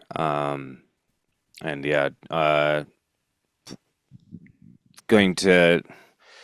A lot of stuff I usually watch around Halloween is usually older movies because that's kind of what gives me that Halloween feeling. Those are the best movies. Yeah, usually stuff made before. I mean, I watch like some newer movies too, but 90% of the movies I watch during Halloween season are made before 1970. You know. But I Yeah. do watch stuff in the 70s as well. Like, but yeah, I mean, I'm just saying for Halloween season itself, like, there's something about a lot of those older movies, like the Vincent Price movies, like the Roger Corman, Edgar Allan Poe movies and stuff like that. That just really, I don't know, it just really hits this time of year, you know? Hmm. Yeah, I'm trying to. I haven't really actually watched much Halloween stuff yet, and we're now on the 12th of October already. But I do want to revisit Hereditary, The Exorcist, The Exorcist 3, and I'll see what else. I haven't. I only ever watched Barbarian once. I might want to check that out again. Like, I mean, these are all newer movies. But yeah, I'll see. There's only so much that I can squeeze by Paige because she's generally not a big horror movie fan. She doesn't like the jump scares, and she hates the fact that I sit laughing at her when she jumps. But I did. So Meadow is 10 years old now. She watched her first proper horror movie with me on Saturday evening. You know, I wasn't going to wheel out The Exorcist, but we watched the remake of it. So we watched chapter 1. Okay, And cool. she was sitting there with a fucking duvet, literally like up to her face, hiding every so often. But she really enjoyed it. She loved it. But it was it's that's one of the best things about being a parent, I find, is you get to experience certain things that even if they're not like if you were just an adult doing that, you'd be like, wow, you know, it is all right, and blah blah blah. You know, there's nothing about it that's particularly special, but when you do it with your kid and you get to experience it almost through their eyes to a degree, it's fucking awesome. Yeah, and you kind of get to create that. I'm sure it's cool because you get to create that thing where it's like, you know, like when I was a kid, my dad showed me like Nightmare on Elm Street when I was like 7 years old or whatever, 8 years old. Like, like that created that memory forever. I always had that feeling when I watched a movie. You know what I mean? Like it's kind of like if she turns into like a proper horror fan, like that she'll probably be watching it in her like 20s or 30s and like thinking about watching it with you when she was a kid or something. You know what I mean? Like it's like you're creating future you know stuff as well. You know what I mean? Yeah. Yeah, that's it. You know what? I never really thought about that, but you're 100% right. Because I remember, so I saw the Tim Curry It when I was 10. It came out in 1990, and that's when I was 10 years old. So I saw it when it came out. Me and my sister watched it. She still remembers it because she said she had nightmares about it for weeks and weeks on end. She was 7, so I kind of understand that. She never became a horror fan, but she still remembers it. But like I remember seeing Misery with my dad for the first time, and that was one thing that I'll always remember. That was like one of my gateway horror movies was Misery. Well, that's part of the reason why I end up watching a lot of older movies during Halloween season is because the first horror movies I ever saw was the Universal movies like Dracula and Frankenstein with my dad, you know, and because that's how he started me off in horror, was showing me like Universal, and then once you figure I could kind of handle stuff, that's when he showed me stuff like Nightmare on Elm Street and Alien and you know different things, but like. So I have a lot of like that, and House on Haunted Hill, the original movie, is something I watch every Halloween season since I was a kid. Like, so yeah, I mean, you start to get these kind of like, you know, you just have these memories, you have these feelings. You know, it's like makes you feel. It's like I associate Halloween like October with you know watching Universal and stuff. You know what I mean?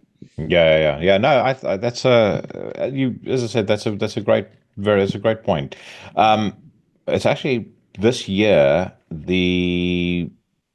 so there's a cinema that we go to called Curzon, which is one of those fancy ones where you can order food to your seat, and you know it's really nice. It's like very plush. It's not really a bunch of the youth that go there. And I think the movie that they're doing this year, last year they did The Exorcist.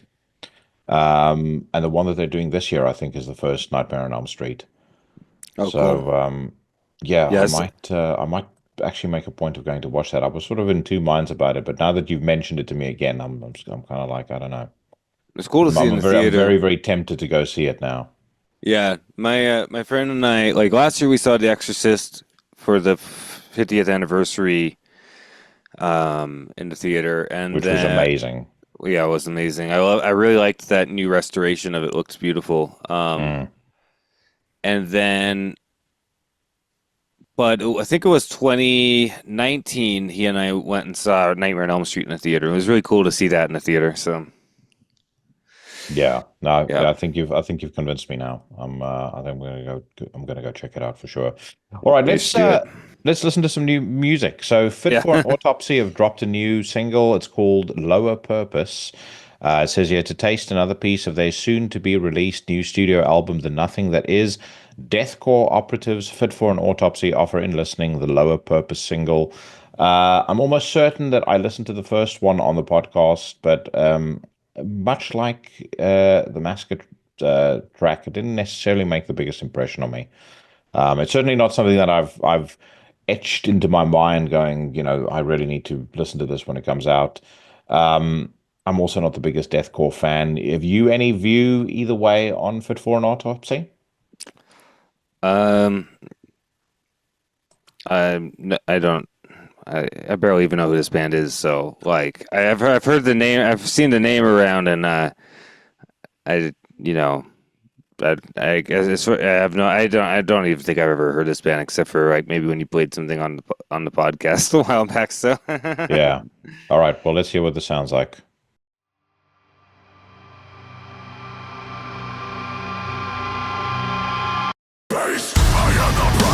Fucking environment, the gold standard of visceral hate, an ever-flowing stream of misery and violence. Sold up the river, our culture is a plague, and the shit trickles down to the man in the seats.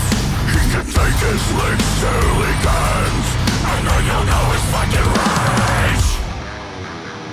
I had a dream of no revenge. A million bodies on the slab, an extra cry against the love.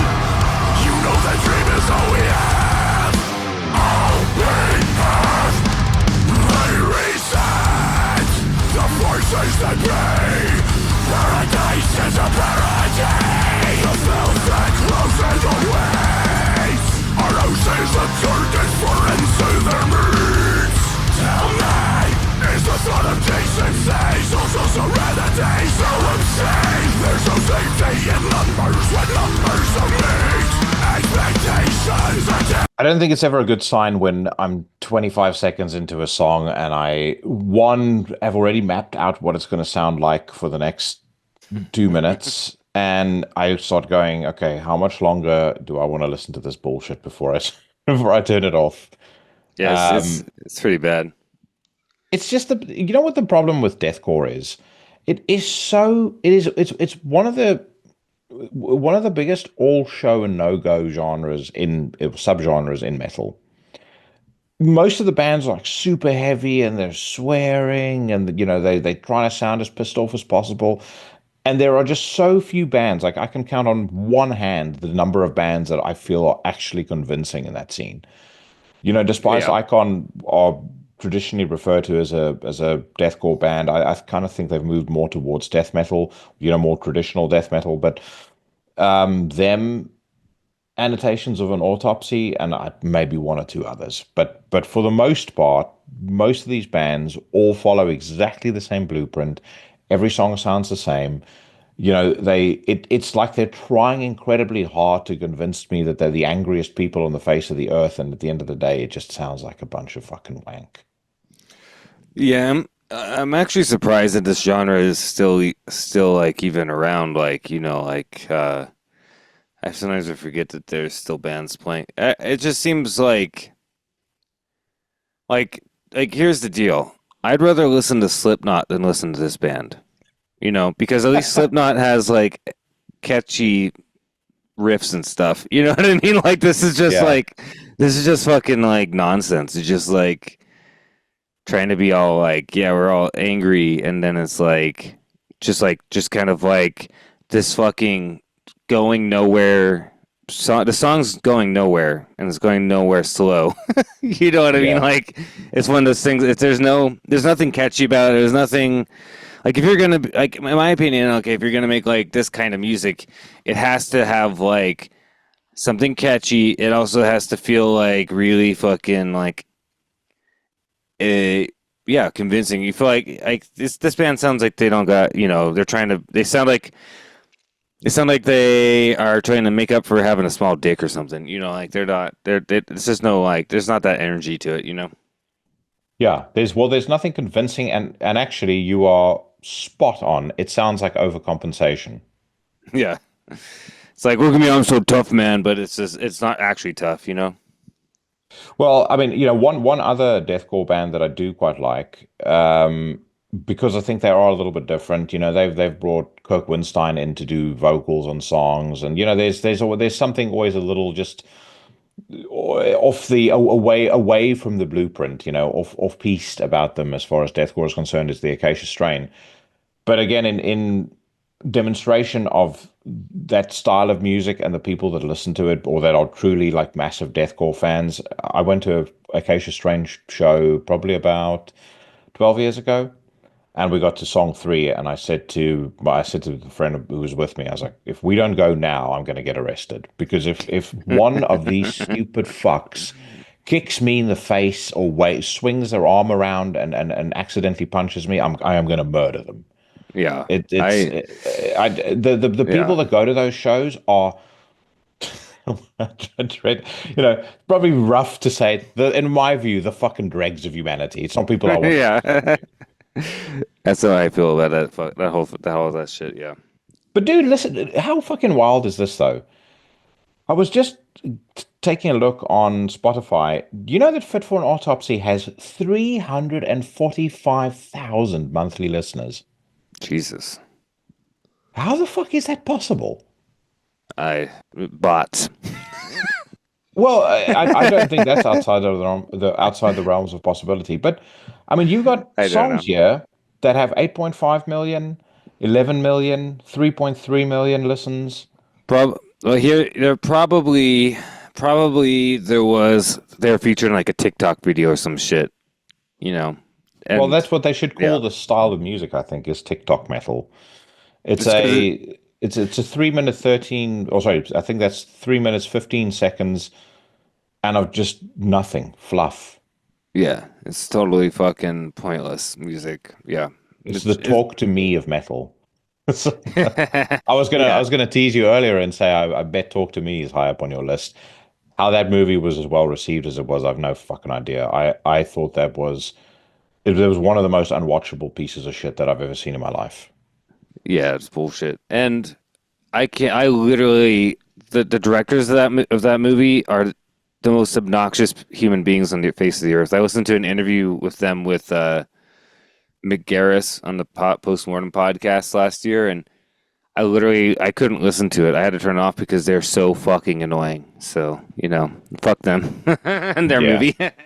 Yeah. No, to me, it's this movie where not a single one of the characters in the film is even remotely likable. Like, the only thing that could possibly have made that would salvage that fucking turd is if right at the end, the Jigsaw puppet turned up and said, I want to play a game, and killed them all. That would have been okay, brilliant. Actually, all this fucking nonsense that we had to sit through in the first hour and a half, it's all worth it now because we get to see these people die in a saw trap. But other than that, no, what a load of shit. All right, let's move on. Neckbreaker have unveiled details of their debut full-length. It says here, Danish death metalers Neckbreaker have disclosed details of their debut album Within the Viscera. It's set for release on December the 6th via Nuclear Blast Records. Concurrently, the band have released a video clip for their second single, Shackled to a Corpse. In the wake of the announcement, the band commented, "We are thrilled to announce the release of our debut album Within the Viscera. Throughout the creation of the record, we are very aware that a band only gets one debut album, so we wanted to make sure that we could make one that we could be proud of, and we succeeded. Releasing it through a legendary label like Nuclear Blast Records is a dream come true for us, and we can't wait for you to experience it. Let's you and I experience it."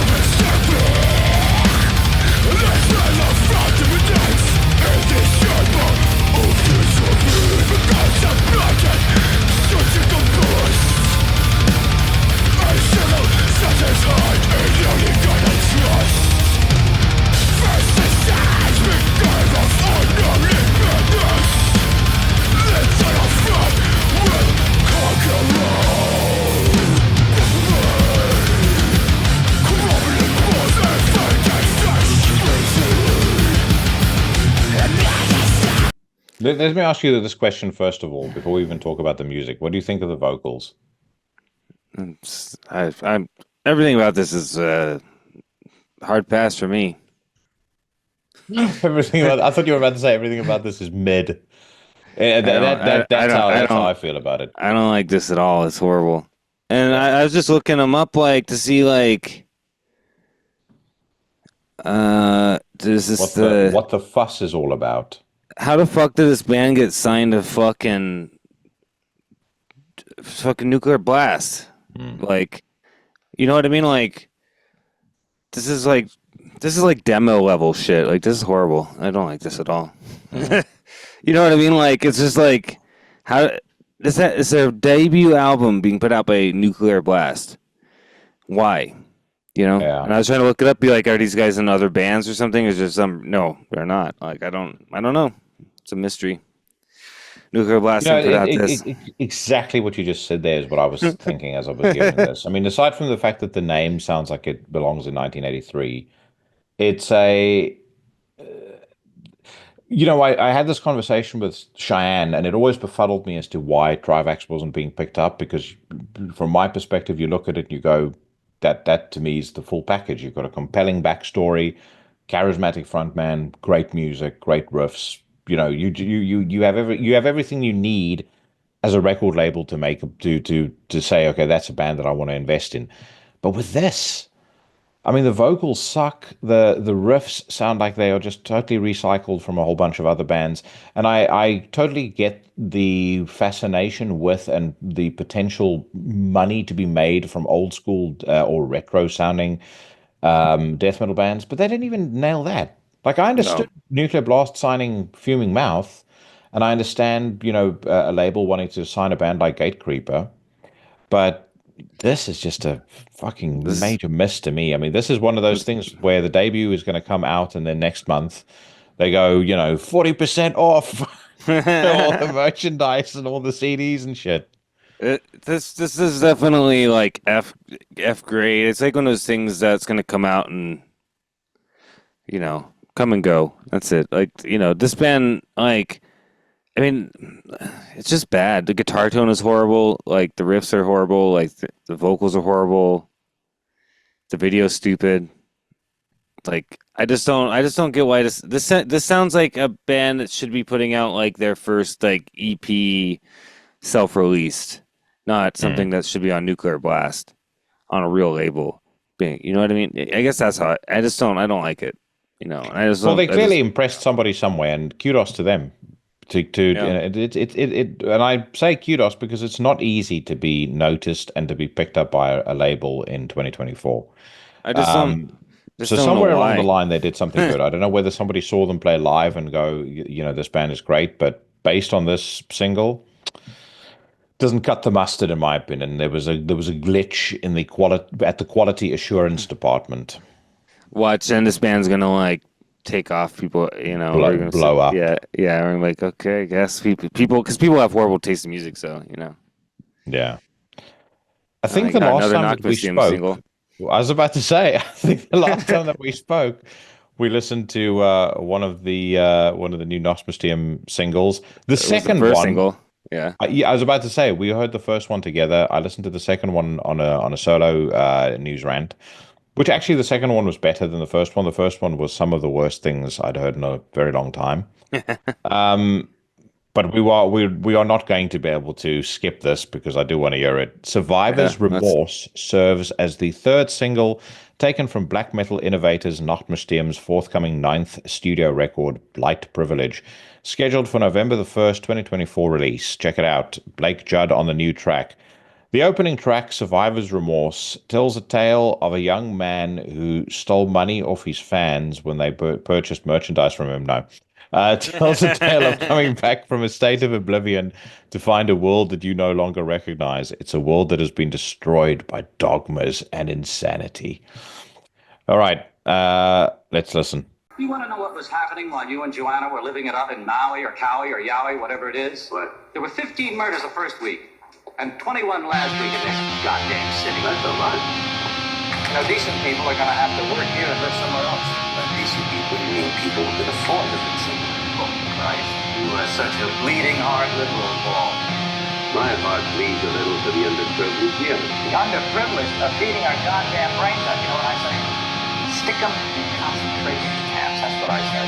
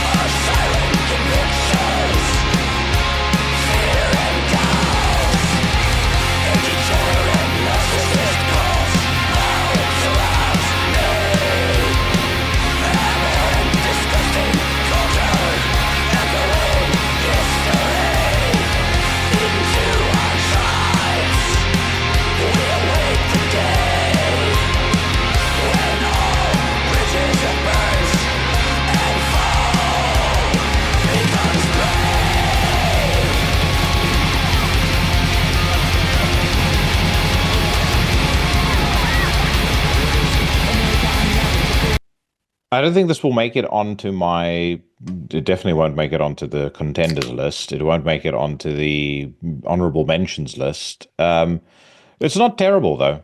It's certainly that first single was such shit that I think everything that he's put out after. I think it was a strategic move. He said, "Let's put the worst song that we have ever written and the worst song on the record out on into the public, and everything we release thereafter is going to feel like some form of vindication." This definitely is it's a lot better than the first single. Maybe not so much the second one, but I don't entirely hate it. There are certain things I dislike, but I'll touch on that in a second. I'm keen to hear your thoughts first. Yeah, it's definitely better than that first single. I like the drum sound. Drum sound's real good. The guitar tone though is not. I can barely even hear it. Like the guitar tone. The guitars. I don't like the guitar sound on this very much, but the drums and bass sound good. It's okay. You know, like it's Knock Mystium. Definitely not their best. Like. But not the worst either. They've done worse. Like, but it's definitely. I don't feel like anything I've heard from this so far is even 1/10 of Silencing Machines or, the black metal albums or what I mean. Like it's not bad, but it's not as good as what they've done in the past. You know what I mean? Yeah. No, I agree. I mean, I think Instinct Decay and I think Assassins and Addicts, actually, and Silencing Machine, those are phenomenal records, and they set a very high bar with those. I feel like with this, it lacks testosterone first and foremost. By extension, it lacks any form of grit. And one of the things I don't enjoy that I find many modern black metal bands do is they chew over the same idea for way too long. So if you listen to the song, you've got the Buster riff that starts, but when it slows down, it's essentially still repeating the same musical idea, but just to a different rhythm. You understand what I mean? And I find I don't like that either. I don't like it. It just feels, especially those styles of riffs. I'm going to try and describe myself or describe what I'm hearing now, and it's probably going to not sound anywhere how I want to express express how I feel.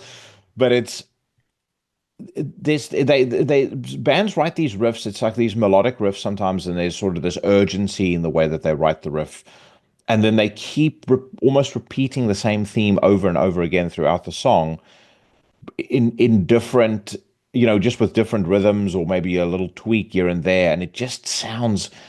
It doesn't sound powerful to me. That it kind of loses impact. It's fine if you use that riff and then mix it up with something else. Throw in some sort of pattern interrupt that changes it a little bit, because that creates dynamics, and that to me helps add some of that grit that that's needed with a song like this, and they just don't have it here.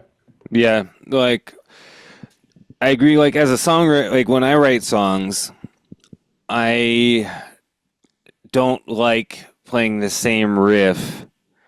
Like I don't like going. I don't like the whole thing of like, okay, like doing the same riff with like, okay, now we're gonna do blasting and then we're gonna do a mid tempo, but it's just the same riff.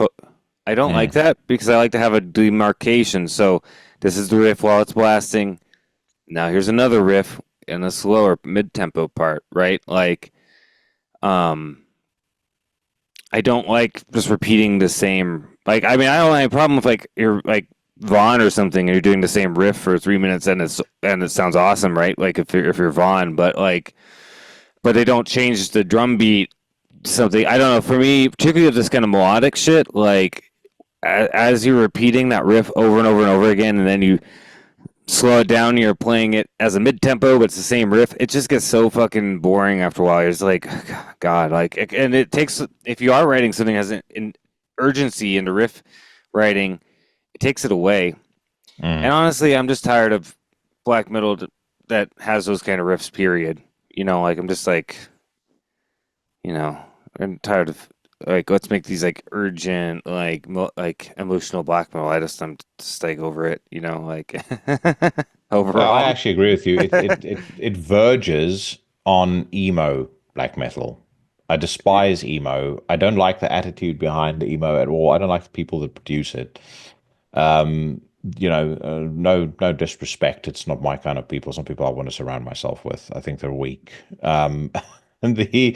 And that to me, it's the same types of people that produce this style of black metal. These are also Monotonous will never be there, but the whole RABM fucking nonsense. Many of the bands those people love are that style of black metal, and I think anything that whiffs of it, I just have a reflexive dislike of. I don't like as I said, I don't like the people that produce them. I don't like the people that listen to it. I don't like anything about those bands.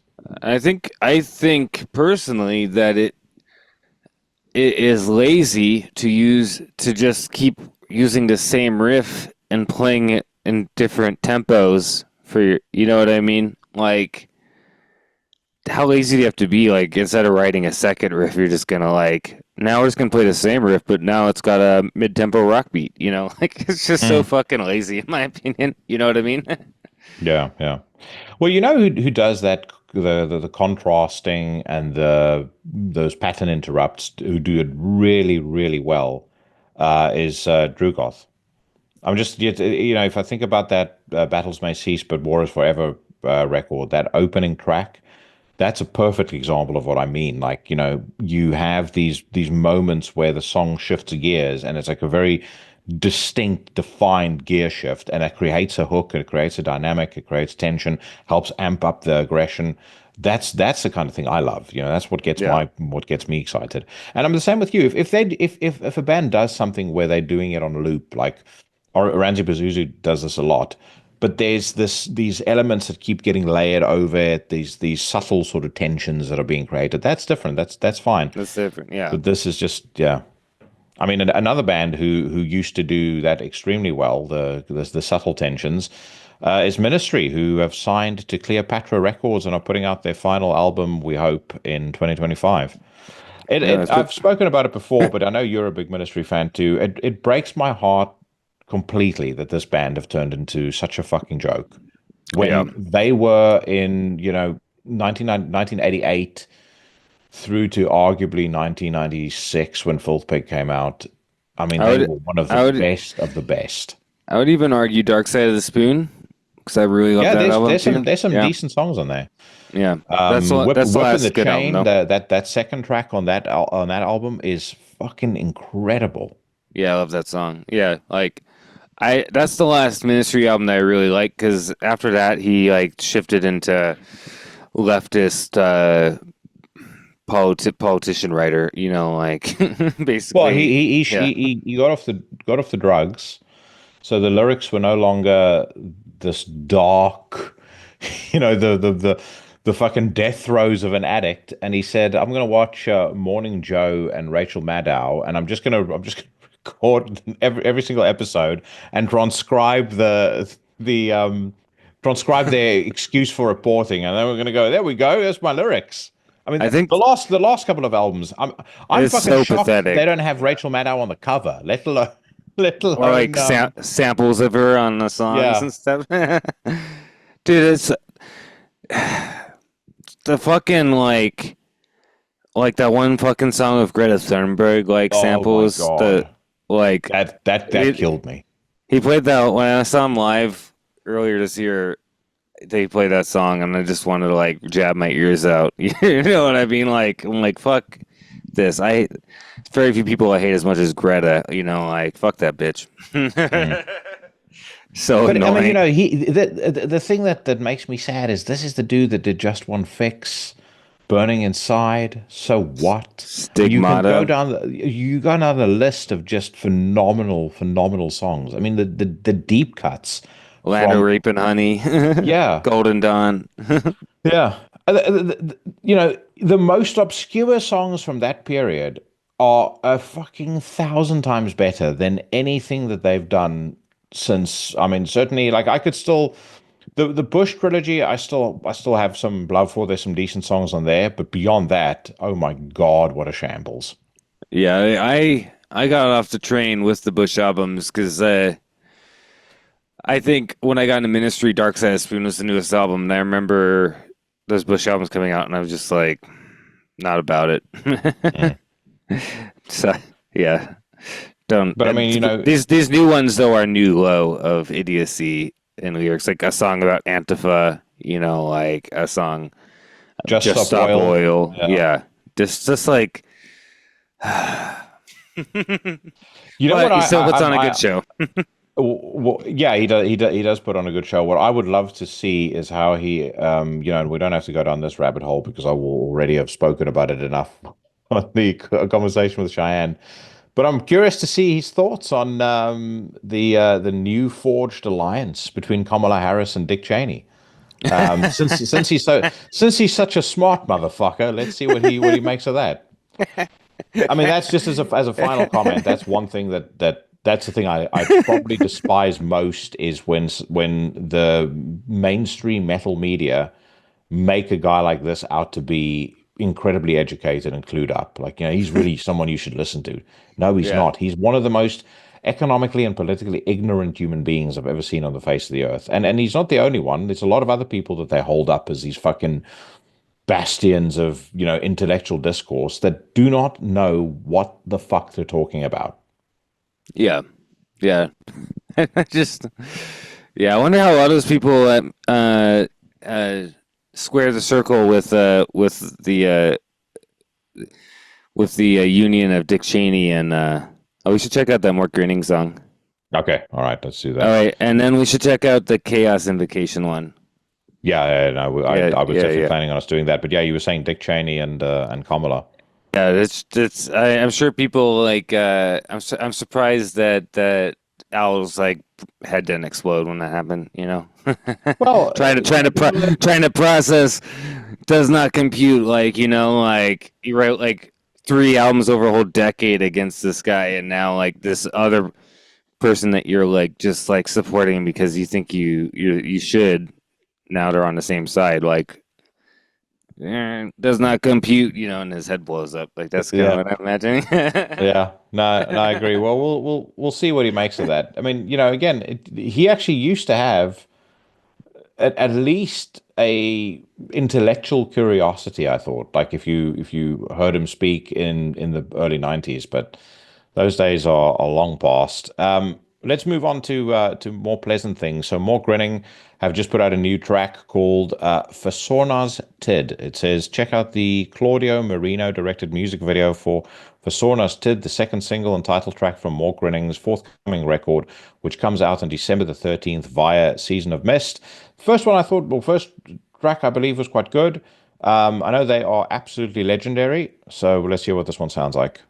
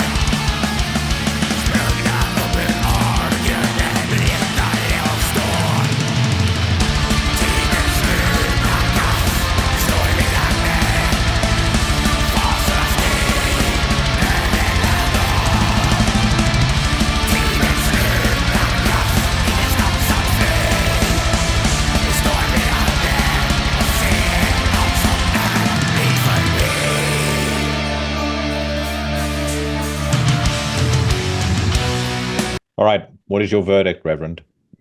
Oh, I like it. I think it's better than the first single, but which wasn't bad. I did like the first single, but this one I think is better because the first single had a couple riffs that I didn't really like very much, but this one overall I think is pretty decent. I mean, I don't think this is gonna be an album that's cracking my top list. You know what I mean? But I guess we can see when the album comes out. But it'll be one of those ones that could be an honorable mention or just under, like possibly if the whole album is good. You know what I mean? Yeah, I think this is pretty good. I mean, it's certainly a palate cleanser after some of the shite that we've heard on the news rant this week. I think that Stefan's vocals sound really, really good. Production generally sounds very cool. You know, it's good, tight songwriting. It has a definite retro vibe to it, at least in terms of the melodies and the song structure. It sounds like, you know, it definitely is in the vein of their first couple albums, which I love. I think their first album is a fucking great album, you know? It kind of has a bit of a dissection vibe to it as well, but in the best possible way, you know, the good dissection, because I think, if memory serves me correctly, I know you and I diverge on this. I'm not a Rant Chaos fan at all. But I do like Storm of the Light's Bane. And this I feel like this could have come from the same era. Yeah, but but minus any, there's no Iron Maidenisms on this track. No, you know that's true as well. Yeah. But it's definitely, you know, it's definitely quality, 90s Swedish style black metal. It's good. Yeah. This Chaos Invocation song, I've heard part of it, and we definitely need to listen to this. It's good. This band is really great. Well, we've been at it now for nearly an hour and a half, so we probably want to wrap up. We'll wrap up in about 2 songs. So Chaos Invocation put out new single, The World Wants Us Dead, is the second single from black metal ensemble Chaos Invocation's upcoming record, Wherever We Roam. It's premiered online in the form of a music video. I have the feeling that the fact that you're so eager for me to hear this suggests you think I might enjoy it. So we'll see. We'll see if this is this blows up the Sinister Minister's credibility, or you know, if you were indeed correct.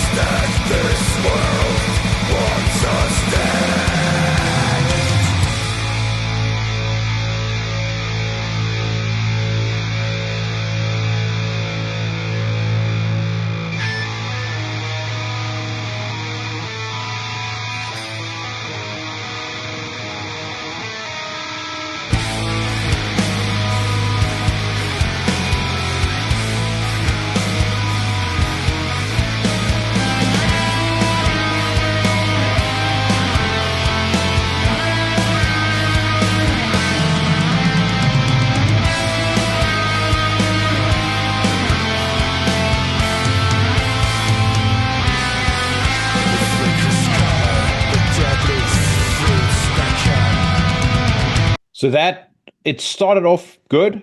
I thought, this is a solid thumbs up. That sequence that we just paused on, when it hit that, I was like, okay, now my interest is really peaked. That is fucking cool. I like the whole vibe of it. It's a great break in the song, and it's kind of, it feels like a payoff sequence for what you heard before. And not that what you heard before is bad in any way, but I kind of feel like it's the build to that payoff, and that payoff really, really works exceptionally well, I think.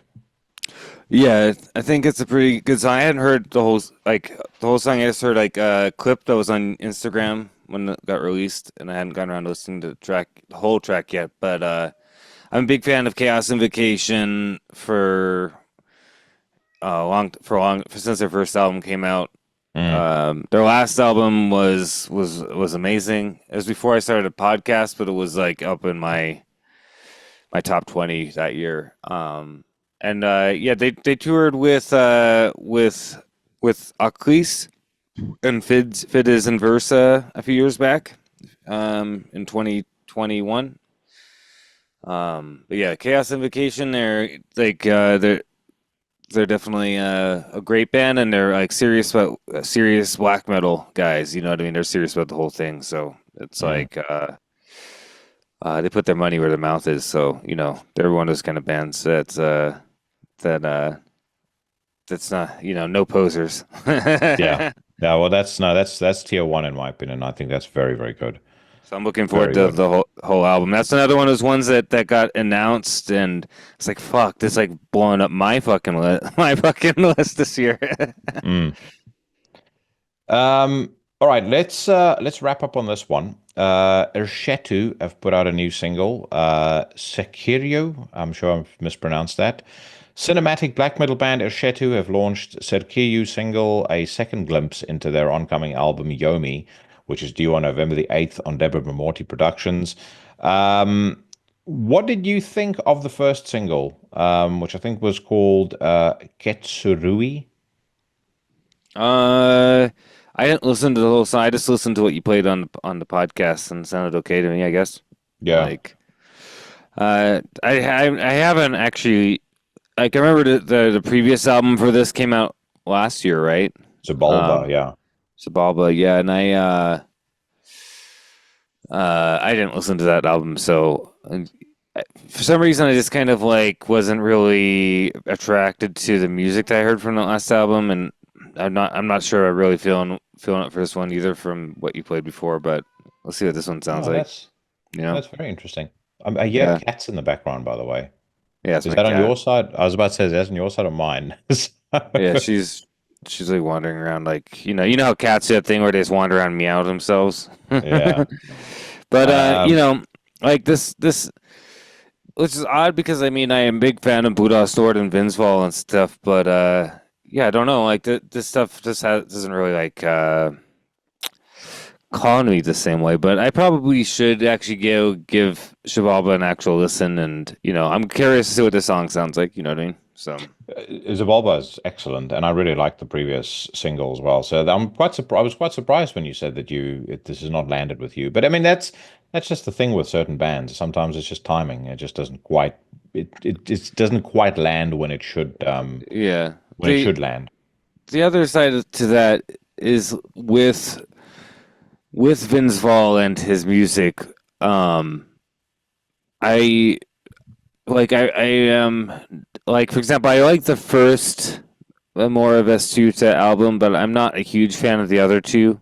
I don't like Hallucinogen. Like, I like the darker, more evil sounding Vudas Nord, for example. So it's definitely like one of those things where, like, I mean, I don't mind the two Memoria Vestuta 2 and 3, not too bad, but I kind of felt a little bit like the way I feel about those when I heard the previous song, where it's like, it's not bad. Like, I like it, okay, but it's not like, am I gonna put it on? Am I gonna listen to Memoria Vestuta 2 and 3 as much as like the work with Transforms God or the 777 trilogy? Probably not. You know what I mean? Yeah, no, I get what you mean. I am my favorite Bloodhouse Nord albums are Memoria Vetusta 2, and I like Cosmosophy that came out in 2012 a lot. And I really like Hallucinogen as well. So I'm kind of on the opposite end of the spectrum to you. A big fan of Shetu. I like Jerusalem. He's one of his other projects. I thought the Forest album that he put out in 2021 was really good. So that Forest is excellent. Yes, that's a great album. So here's why I don't like Hallucinogen. I this is gonna sound like really like part of the reason I was turned off by that album is that I thought the cover and the whole artwork about like fucking like magic mushrooms is one of the dumbest things I've ever seen. Because I'm like almost antagonistic towards like mushrooms and all this stuff, because I don't know. I've had to deal with too many living in Colorado. I've had to deal with too many burned out fucking hippies who want to like proselytize to you about how mushrooms are like the most amazing thing, man. They're gonna open your mind, you know. Like, so I have like a really bad taste in my mouth with anything relating to, you know, magic mushrooms and hallucinogens and all that stuff. Because so like that already set me on like kind of a negative plane with that album. Like, and then, you know, I listened to the music. I was like, it's okay, but I like have this weird like thing where it's just like, I don't want to listen to a fucking album about people taking mushrooms or something, you know, like, so I'm just some hippie. I can understand what I can understand where you're coming from with that. It is ironic because I by the way, so I've changed the running order of how I'm going to release the episode. So this episode will be the one with Shayan, and then I'm going to release Necro Butcher the week after, purely because Shayan also did a Necro Butcher interview and he's going to drop his before mine. So I don't want them to be too close together. Okay. So we'll see how many people, you know, run for cover after 2 hours and 15 minutes of Cheyenne and I. How much of the audience I alienate? I don't think I will, but anyway. We did talk a bit about Cheyenne doing ayahuasca. I mean, I find it fascinating, but I've never been a big, or not big, never been a drugs guy. I've never even smoked a fucking cigarette in my life. I've drunk. You know, I like drinking. I like red wine. I say I like drinking. I enjoy socially drinking wine in particular. That is basically it. Don't smoke. Don't do anything else. Yeah, I'm just not down with hippie stuff. So I think that, you know, I don't like marijuana and hallucinogens and stuff like that. Like, I guess I'm like more on the line with a Lemmy, where it's like, if you're gonna, you know, like, I guess, you know, but I don't really do that either. I don't drink anymore. I used to drink. I don't drink anymore. I've done other types of drugs that I just don't. I don't like the hippie stuff, like marijuana and all that stuff. When you do the first Sol Nox merch, you're gonna have to have that on the back of your shirt. I'm not down with hippie stuff. Yeah, I'm not down with the hippie shit. Dude, I'm gonna figure out a way to weave that into the endorsements at the beginning of every episode. Like, when I've gotten so used to the patter. I try and change it, but it's almost like muscle memory now, where you always go into, like, you know, the dark, the weird, the arcane, and the esoteric when I'm talking about Sol Nox. So now I'm just gonna be like, Join the Sinister Minister Karl Hikara and Sol Nox every Thursday and Sunday. He's not down with hippie stuff. Yeah. All right, let's check out this new Ershetu. Maybe I can convince you. Like I said, I like everything I've heard so far. So let's hear what Sekirio sounds like.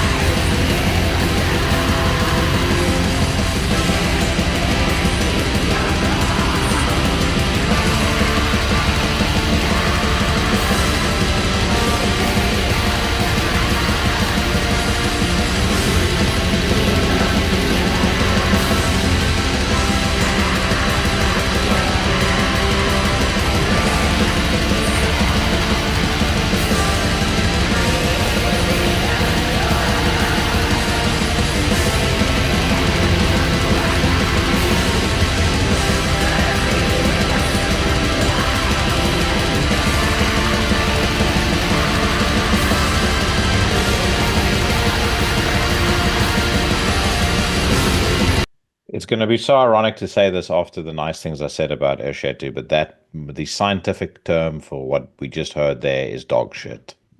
Yeah, it's pretty bad. That is fucking awful. This is like that riff is a riff that I probably wrote that exact same riff when I was like 17 years old learning how to play black metal. You know what I mean? Like it's like, but not in a good way. Just simple riffs are fine. Well, what I mean is that it's just very like generic black metal riff. That wasn't good.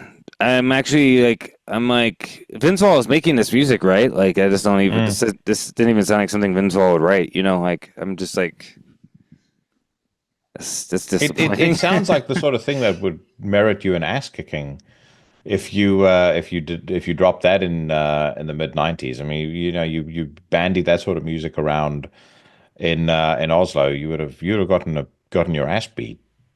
Yeah, just like rightfully so as well. It's definitely not that first single was better. Like that single was bad. That was I'm sorry, Vince Vaughn, but that was bad. that was no. I've proselytized about Vince Vaughn many times on this podcast, and I'm a huge fan of Vince Vaughn. I mean, I love Blue Dot Snort is one. Like their stuff's in my top 10 black metal albums of all time. I love Blue Dot Snort, but that was shite. That's complete trash. So that means we have to check out at least one other song before we wrap up. Tribulation unveil Murder in Red song. I am absolutely with you, by the way. I really dig the direction that Tribulation have gone into. Much more so than the stuff that they were doing before. Like this new music to me sounds like they are absolutely in their element playing. This is the kind of music they should be playing. When you hear somebody try and do something that you just go, it doesn't necessarily feel like this comes naturally to you. It's not an authentic artistic expression. When I heard that first single that they put out off this record, I was like, okay, they've got it now. That they are now locked in to exactly the sort of stuff that they should be producing. Oh yeah, I think adding the goth vocals really was that, because I felt like that was something was always missing with their older stuff. So their older stuff kind of had this like a little bit of this kind of goth thing with the riffs and stuff, but the songs are never like memorable in some way. Like they feel like they're always missing something, and I think what they're missing is having these type of like clean vocals, because for their style, which is kind of like goth, like this kind of goth metal sound. I think that you have to have those kind of like, you know, Fernando style vocals, you know what I mean? Like Fernando from Moonspell, you know, like you gotta get that in there. And I really like this. It's actually, but what's funny is I've noticed is that people who are fans of the old Tribulation seem to have a much more like weird reaction to this stuff. Like, whereas like people like us who weren't really fans of theirs seem to be liking it a lot. It's pretty funny. Yeah, I'm actually going to try and get somebody from Tribulation on the podcast in the next few weeks. So I'm keen to get their perspective on how they're experiencing this changeover, because there's absolutely a changeover here as far as, like you say, people that were fans of stuff like the horror or the Formulas of Death, they're not necessarily digging this new music, but I do, and this has certainly turned me into a fan where I wouldn't necessarily have called myself one previously. No, yeah, like particularly that. I think the last single was called like "Hungry Waters." I think it was the last single. Yeah, that fucking song is incredible. It's so good, like so well written. And you know, like, but I am also a sucker for this kind of sound. You know, like I really like when it's done right. You know, I'm a huge fan of Moonspell, Paradise Lost, like you know, whatever, like all kinds of that kind of like goth metal, like some Tiamat. You know, like I like this kind of stuff. So this is really like right up my alley, and I think that yeah, I think it's like it's interesting like how that's gonna kind of affect them, their change. But I think I think it's for the better. I mean, I saw them live back in 2018, and that was a weird tour because it was, for some oddball reason, it was Tribulation and Pallbearer. Okay, so what was weird is that the Pallbearer and Tribulation fans, for the fan bases, for the most part, totally different. So what ended up happening was Pallbearer played, and all the guys in like trucker hats and like fucking flannel shirts, they all left. And then all these fucking like, you know, regular metal people showed up. It was like the entire crowd almost like totally changed in between the bands. It was so fucking wild. And but I was like, they weren't bad live, but I started to find it very, very tiresome after a while, because I just feel like all the songs are just endless riffs, you know, like just like I was like, this isn't bad, but I can't sit here and listen to this for too long, you know. But I did buy, they had a cool shirt of Nosferatu on the cover, which I bought, but yeah, I really like this. And I mean, I will be honest, this new music's making me want to go back and check out some of their older stuff, because I literally haven't listened to them in 6 years, you know what I mean? So I'm like, maybe I might have. That was my reaction as well. I actually, when I heard those first couple of singles, my thoughts were, well, maybe I've not given their previous material a fair shake, and I need to go back and check it out. Yeah, that's how I feel. But I really like this. I like these songs. I'm looking forward to this album coming out. I think it's gonna. Every song that comes out, I'm like down. I like it. I like each and every song more and more. So. All right. Well, it says here, Tribulation have premiered a Brendan McGowan directed video clip for Murder in Red, another new song in preview from their upcoming studio album Sub Rosa in Eternum. It's due out on November the 1st on Century Media Records. Let's hear.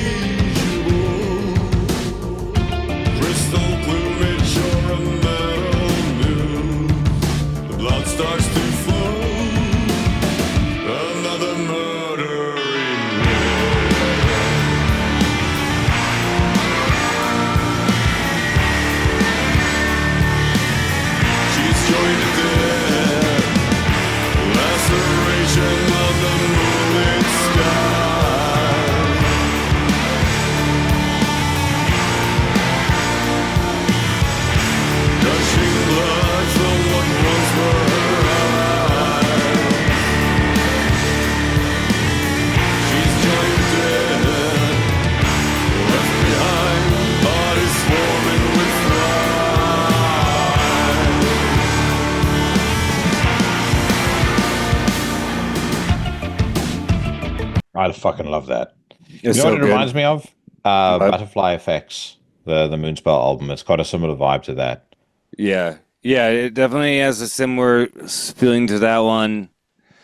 It reminds me of some stuff from there. I don't know if you ever gotten a 69 Eyes, but they have some songs kind of like that a little bit too. And yeah, I'm like, I think this is great. I love this song. It's a great song. Like I said, each thing they put out, I'm like, man, this is really good. This is really good. Like I really like this new direction. I think this really fits them really well. You know. It's just crazy. It's like when you hear this new material, it just sounds like such a natural, and it just feels like they're locked in. They're creatively locked in. And again, as we said earlier, it feels like I need to go and give their previous stuff a listen, because now I'm really thinking I didn't give them a fair shake before, because this is fucking top notch, no doubt about it. Yeah, but I do think having the kind of baritone goth vocals is like that piece to the resistance. You know what I mean? That's like what really brings it all together for me. You know what I mean? Yeah, no, I agree. All right, folks, on that note, we are going to wrap it up. A couple of weeks ago, I commented on a Facebook post posing the question, what was the greatest metal band of all time? And this was in response to, I think, a Variety article that mentioned Metallica. And my answer was the only answer, really. Akercocke circa 2004, 2005 is the greatest metal band of all time. The greatest record of all time, unquestionably, is Corenson. Came out in 2003. Most of you listen to this podcast know it well. If you don't, you're going to get a taste of it right now as I play out with Becoming the Adversary. Again, one of the greatest, if not the greatest, songs ever written. Carl, song. thank you so much for your time. Always a pleasure catching up with the Sinister Minister. I also want to thank my guest, Shayan. I'm back next week with Necro Butcher of Mayhem. And then we'll run into a pretty impressive lineup until we get to the end of the year. So I'm doing episodes this year all the way up to December the 17th. Then I'm going to take a couple of weeks break. But yeah, you guys are not going to be disappointed by what's coming up. Wherever it is that you are, wherever it is that you're going, whatever it is that you're doing, stay safe, stay healthy, and I'll see you bad motherfuckers again next week.